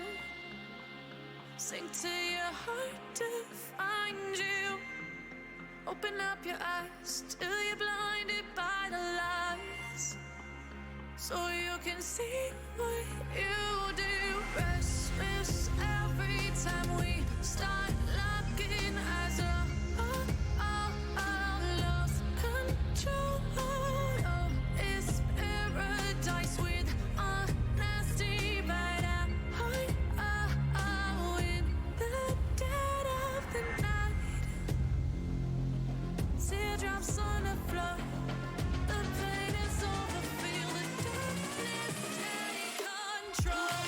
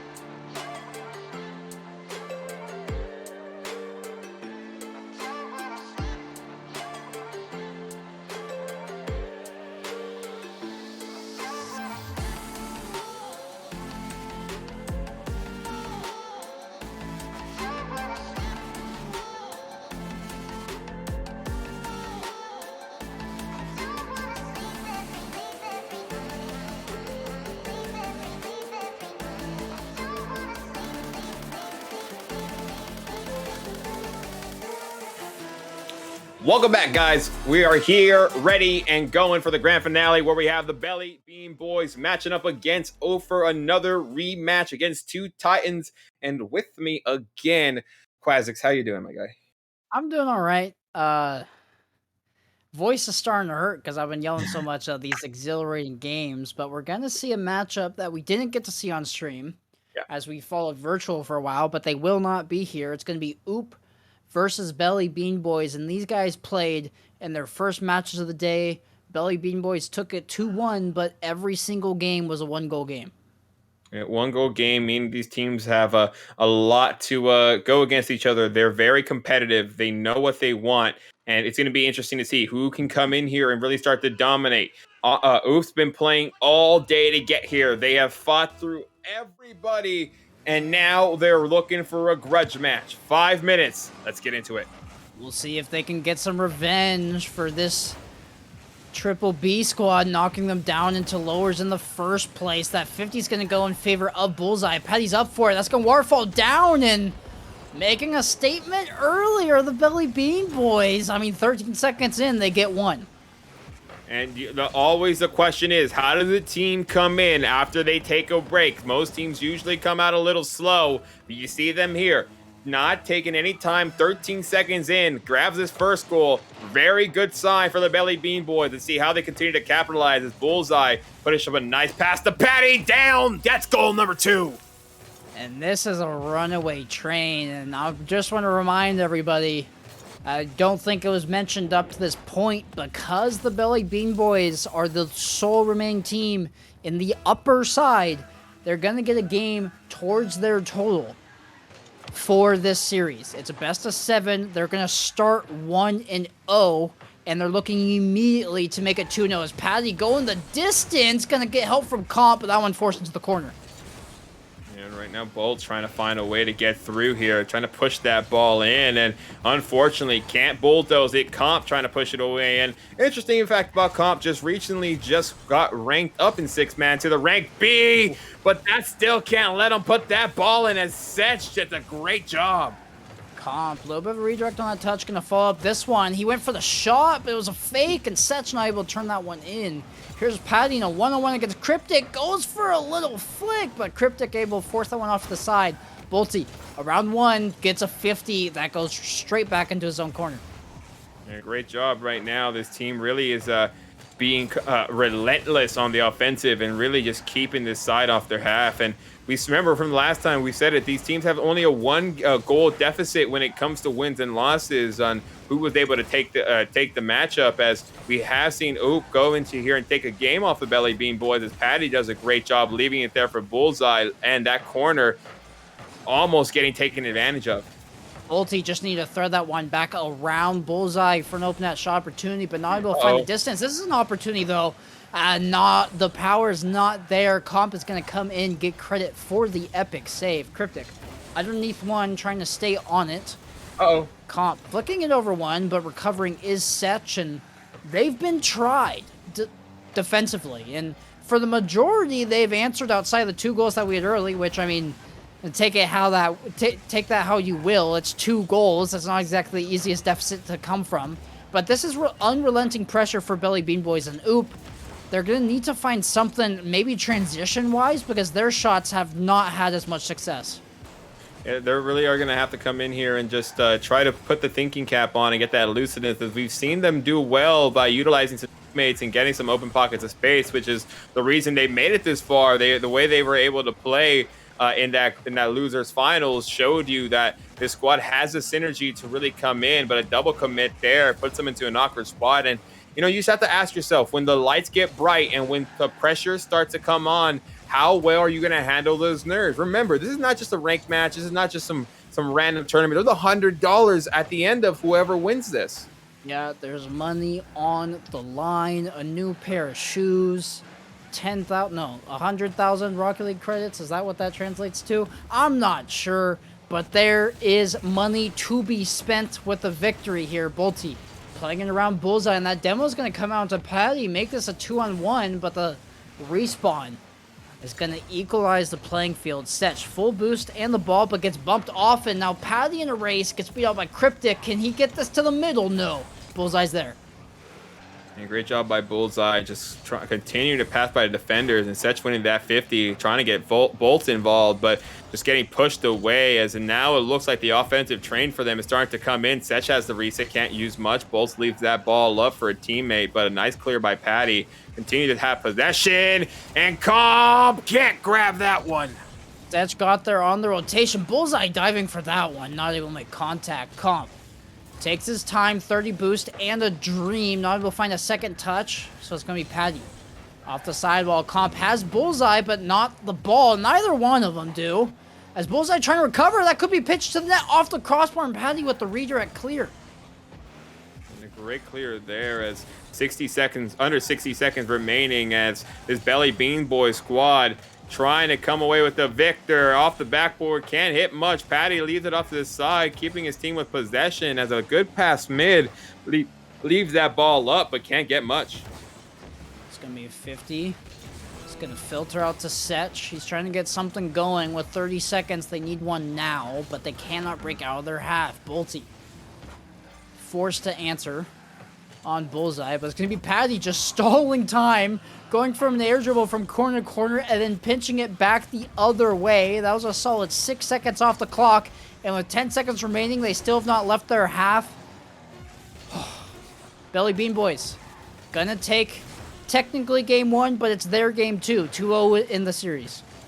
Yeah, great job by Belly Bean Boys, as they're initially just basically playing a best of 5 for them, and now this brings it down to a better game, as they are now 2-0 in this best of 7.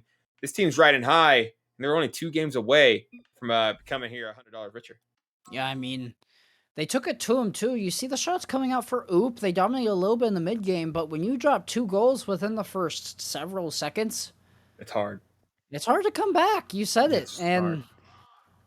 I mean, they didn't even get one on the board despite their shots. The saves were there. They just started off flat-footed. Belly Bean Boys was watching that series. They were ready to go as soon as their name was called, and they answered 2-0 early. If Oop gets off on the bare foot, though, this could be interesting. And this team looking for that first goal, as that's still been the deciding factor. I waited 1 game before I said the stat. I waited 1 game. They did it. Now we're here. Now game number 2. These 2 teams ready to get on. We'll see what they have in store for us, as Bullseye taking it here, trying to help his team grab an early one, as a nice 50 leaves it for Patty. It's going to fall out to Bullseye, but Bolty going to make sure he gets there first. Pinch off the ceiling, maybe looking for Setch. He will catch the ball, but momentum going to carry it into the corner. Comp, double touch clear, looking for Patty. Bolty, first there. It's going to waterfall down. He's going to try to get this middle. Where's the help? Bullseye's up. Cryptic's just going to watch him and wait for the clear instead. Little bit of a change-up shot's going to find the back of the net. Maybe the defender in Comp was looking for something faster, but only the 41 mile an hour shot is able to find the back of the net. And I don't know what happened there. The belly beam seemed to be a little discombobulated. Didn't know really go there and allowing that first open one. And coming in 30 seconds left, if you're an op fan, this is exactly where you want to be. You want to be able to just say, hey, my team has a lead. We just need to hold on to this and not play too aggressive, but still play our brand of Rocket League, guys. A nice job by Seth trying to be elusive, looking for a pass. Bowles puts that up, but that 50 makes it awkward. But that ball is still on the Belly Bean Boys side. Bullseye trying to get it out of said side. Patty, little awkward. He passes that into the middle. Seth shot on, and that's 2-0.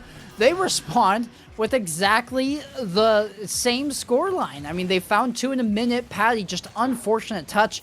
Didn't read the ball off the corner. And he's going to unintentionally dime up Setch to make that 2-0 in favor of Oop. They're looking for revenge after that last game.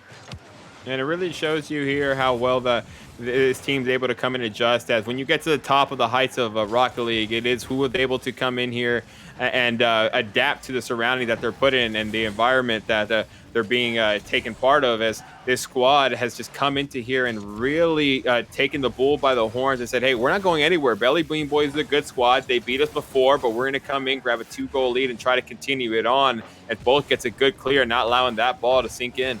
And I'm sure this game matters all the more to Oop, because if they do drop this, they are then forced to reverse sweep a best of 7 against this formidable Belly Bean Boys squad. So this game at least makes the series close. It's manageable.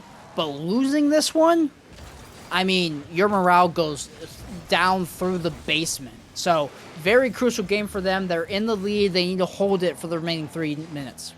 And you have to like the way they've been holding it so far. Really have been keeping this team on the back of their heels. And when you're up by 2, you can play a little different. You don't have to be so conservative. You can kind of throw a little bit of caution to the wind, but still allow yourself to go for some plays. As a nice shot there gets pushed away by Setch, as Setch trying to put a ball on, can't get much. As a good job by Comp and defense to not allow too much to get put on. Oop have found their rhythm as a team. They look much better, much more in harmony, as Setch trying to beat out Patty this one. Patty gonna leave it for Comp, taking a shot on. That's tricky for Bolton to save. He was in the middle of the net. Comp sees that, just shoots far post.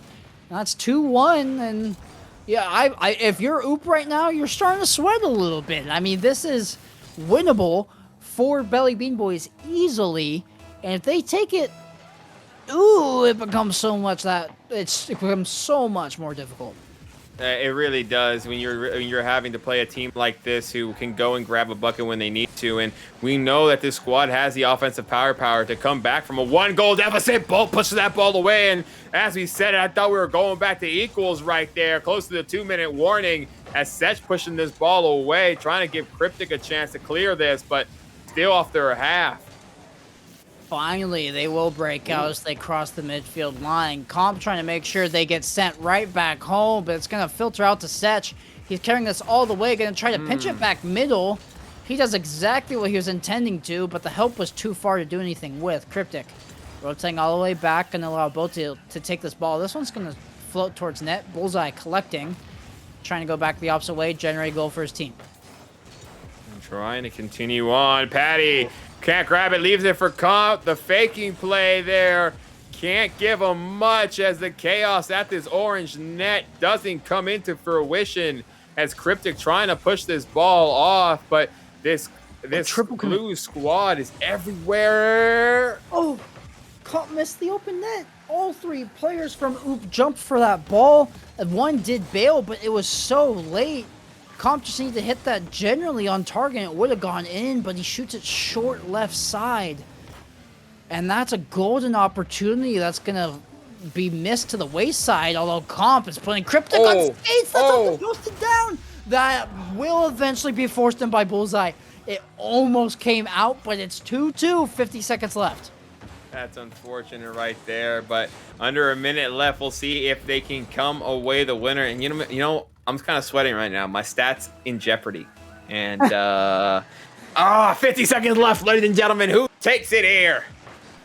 Comp trying to help this over to his team. Bolty double tap off the corner. He's going to need to stick with, but he's doing so with no boost. Patty, not the greatest touch, but he's actually going to fall on top of it. Now it's a 2-on going back the other way. Bolty on an island. He gets help from Setch with the back check, and that demo comes out. That's going to open up a lot of space for Oop to go back into their offensive. I'm trying to find a way right now. Bullseye, you see him just taking this for himself, and this squad is so good synergy. They need to use it. Cryptic trying to get one more touch to try to find a way. Bolt now following in for the dunk. Patty, what a save. The siege is still on, though. Comp forced to find a save. It's out to Setch. Does he turn? He finds a touch. Gonna leave it for Cryptic. Sailing this one back into the corner. 50 floats out mid. Patty, touch. Bullseye has boost to get a shot. Potentially, he goes for the musty flick. And that will be dropped down overtime. This is a crucial game for Oop. They need this one to stay in it. Yeah, and this squad, remember, ladies and gentlemen, Belly Bean Boys, last time they saw an overtime, they were the victors of that one against that virtual squad. But we'll see if they can get the same type of result here as Patty pushing this ball down, trying to find Bullseye up the field as Bolt able to pitch that off and allowing Sesh to get a backboard pass. That's a brilliant clear. Redirect clear. Sends it all the way into the corner. Now Bolty is a little bit awkward. He'll send it right back. Ping pong. Cryptic with the redirect. It's going to say wide left. Bolty follow-up also left. Another follow-up turned aside. But they're keeping the pressure on. Cryptic to Setch. Setch back into the middle. It takes a good 50. Cryptic will die, and that allows the clear. And a great job by Bolty there. Just continuing putting on some good work as everybody from squad is trying their best to give themselves the advantage. Set's trying to push it on, not able to get that ball off the kilter. The back pass by him gives them a demo, but that ball leaves their mid. Bolty, first one there. Setch won't make contact. Neither will Bolty. So Cryptic, third man, gonna be forced to sink in low. Bolty grabs the boost, but not the ball. Now Setch only has 34 to work with. Bolty touching it out to Patty. Not able to find the double. It's Comp over the top. He has so much boost to work with. Waterfall down. Where's the follow-up? It's cleared aside by Cryptic. Yeah, great job there by Comp. Seemed to put that ball in a really nice advantageous position, but nobody there from his squad. And this team does not want to be cut out. But you're up by 2 games. Make that 3, and Patty seals the deal here. Ooper getting closer. They lost game 1, technically game 2, by 2 goals. They lost this one by a goal. But now, they're going to need to find 4 in a row if they want to get $100 richer. It's a very tall task. They had the shots, they had the power, but the saves, just not reliable. And if you're in that Oop call right now, Wolfie, down 3-0 in the series, what are you telling your team? What is your speech right now to get them back on track, considering they need 4 games in a row? 1 game at a time. No need for us to keep thinking about what can happen or what won't happen. 1 game at a time, and it starts with this next one. We'll go ahead and get readied up. DFH Stadium. Oh, man, I wanted to say my stat. It got ruined last game. It's over. It went this long. But ladies and gentlemen, now with this Belly Bean Boys able to take that away from me, trying to turn the tides and find their way this month. Reign Esports champion, 5 minutes. But can this OP squad do the impossible and get the reverse sweep? Setch, brilliant air dribble clear out from his half, but Bolty's fumbling. They're both going to leave it to Cryptic. Bullseye had to avoid the demo. That's a good 50 by Cryptic. He can keep pressure on. But Patty, backboard defense holds true. Immediate pressure, immediate aggression coming out though by Oop. It seems they want to get on the board early. Ooh, and that one almost helped them out when it comes to 3Bs, as they're just playing at that net. Everything's going there, but great job by not allowing it. Second touch, can they get it? Yes, they can. Bullseye. It does exactly that, gives this team the lead. It was mistouch after mistouch for Oop. They just could not find a clear. They let the ball float over the top of them, and they were just chasing it back and forth like a puppy chasing his ball. I mean, they could not get a hold of that to find a solid clear, and it was just a matter of time before that ball sunk in. They let it get too dangerous, and now 1 goal deficit when they're already 3 goals down, or 3 games down. Yeah, and 3 games down. Remember, ladies and gentlemen, this team so far looking for that sweep, as they've really been able just to come in here and make their mark, and showing why they're the top squad in this tournament and why they were able to go through that entire upper brackets as the winners. But, you know, still a lot of time. This OOP squad has been playing a very, very competitive series and matchup against them, but this seems to be a step slower, looking to try to change that good down pass, but no teammate there to retrieve that. Mostly just there for show, unfortunately, as Patty gets a nice clear. This OOP team is playing so far passive, so far back in their half. They've seen what the Triple B team can flip around and do to them on offense, and they don't want to take part of it. They don't want to be tormented like that anymore. But because they're playing so far back, it's just free reign in the midfield.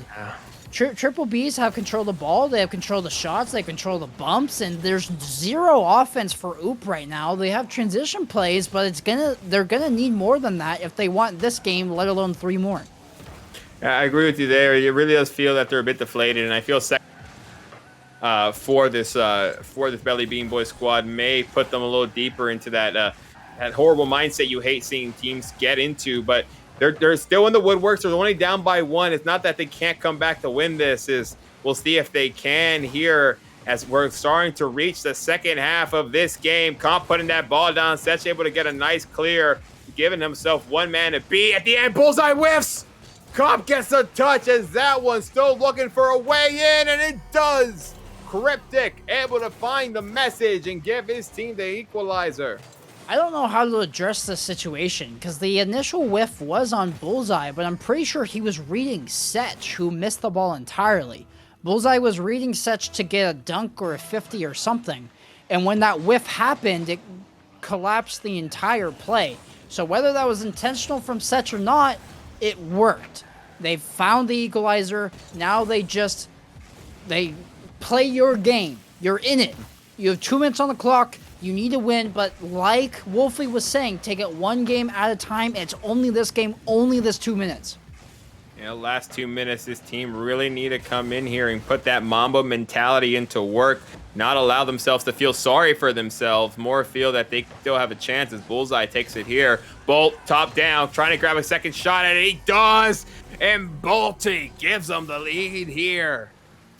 We see Bullseye, excuse me, sailing in from the sidewall and trying to do whatever he can to get in the way.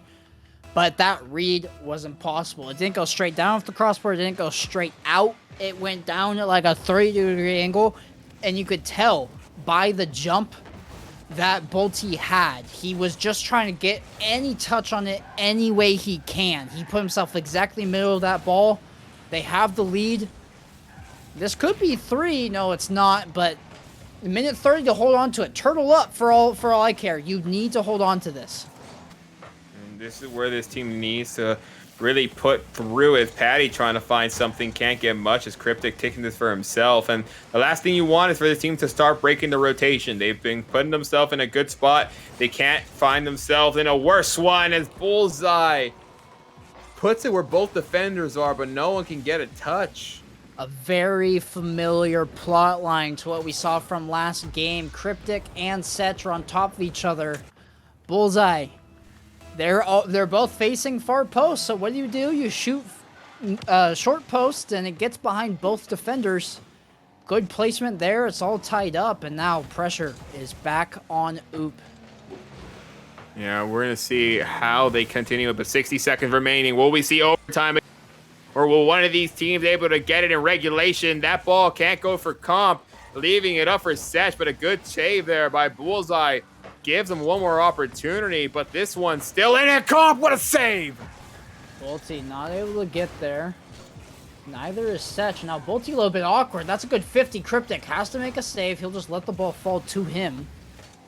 He'll then collect and dish us into the middle. Bolty's up. Good 50 against Bullseye. Bullseye can't get back to it, and Cryptic beats him out. It's all up to Comp, and he gets the catch and the control. The ceiling pinch to clear this ball out. Bolty working to keep it in the offensive half, though, and the demo's going to help it out, but still no real shots on net.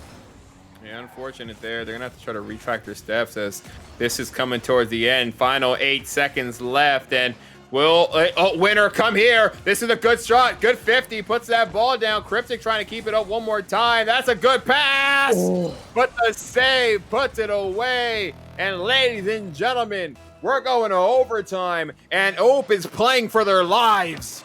OT. Oh, no. Not like, okay. Okay. Woo, I was going to say, not What? like this anyway, but a kickoff goal to close out your tournament hopes. Comp, flip reset, distance to the middle, Bullseye's there, and oh my gosh, Belly Bean Boys are your champions. They are $100 richer. It took 2 OTs.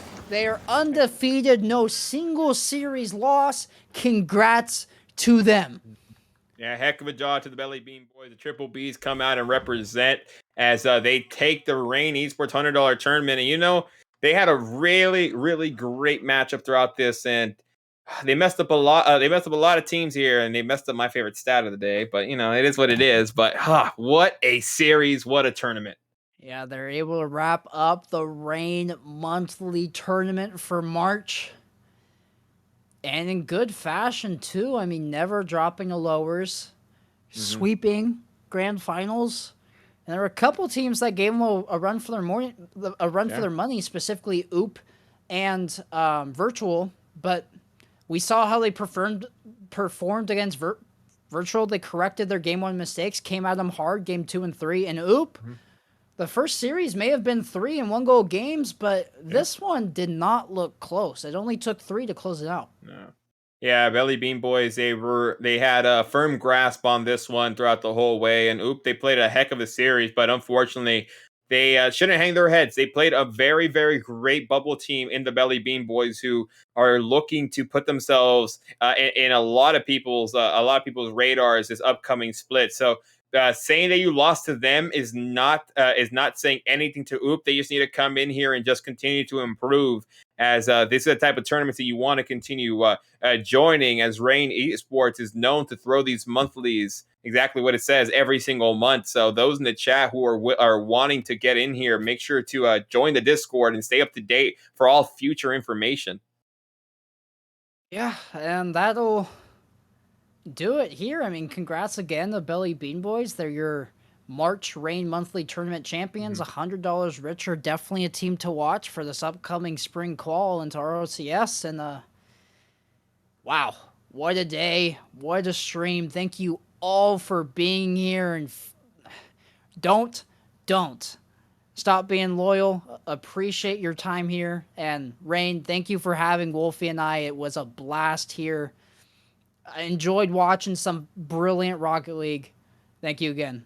Well, before we go, Miss Macho, thank you for handling all of the behind-the-scenes production shout squad. out. You did Thank you. absolutely killed it here tonight. But thank you, like you said, everyone at Reign. I just wanted to make sure we made sure Miss Macho gets the hype she deserves. She absolutely crushed it. For real. Anyways, we're going to close it out here. You guys have a great rest of your night, afternoon, day, whatever it may be. Again, Belly Bean Boys, your March Reign monthly tournament champions. That'll do it from us.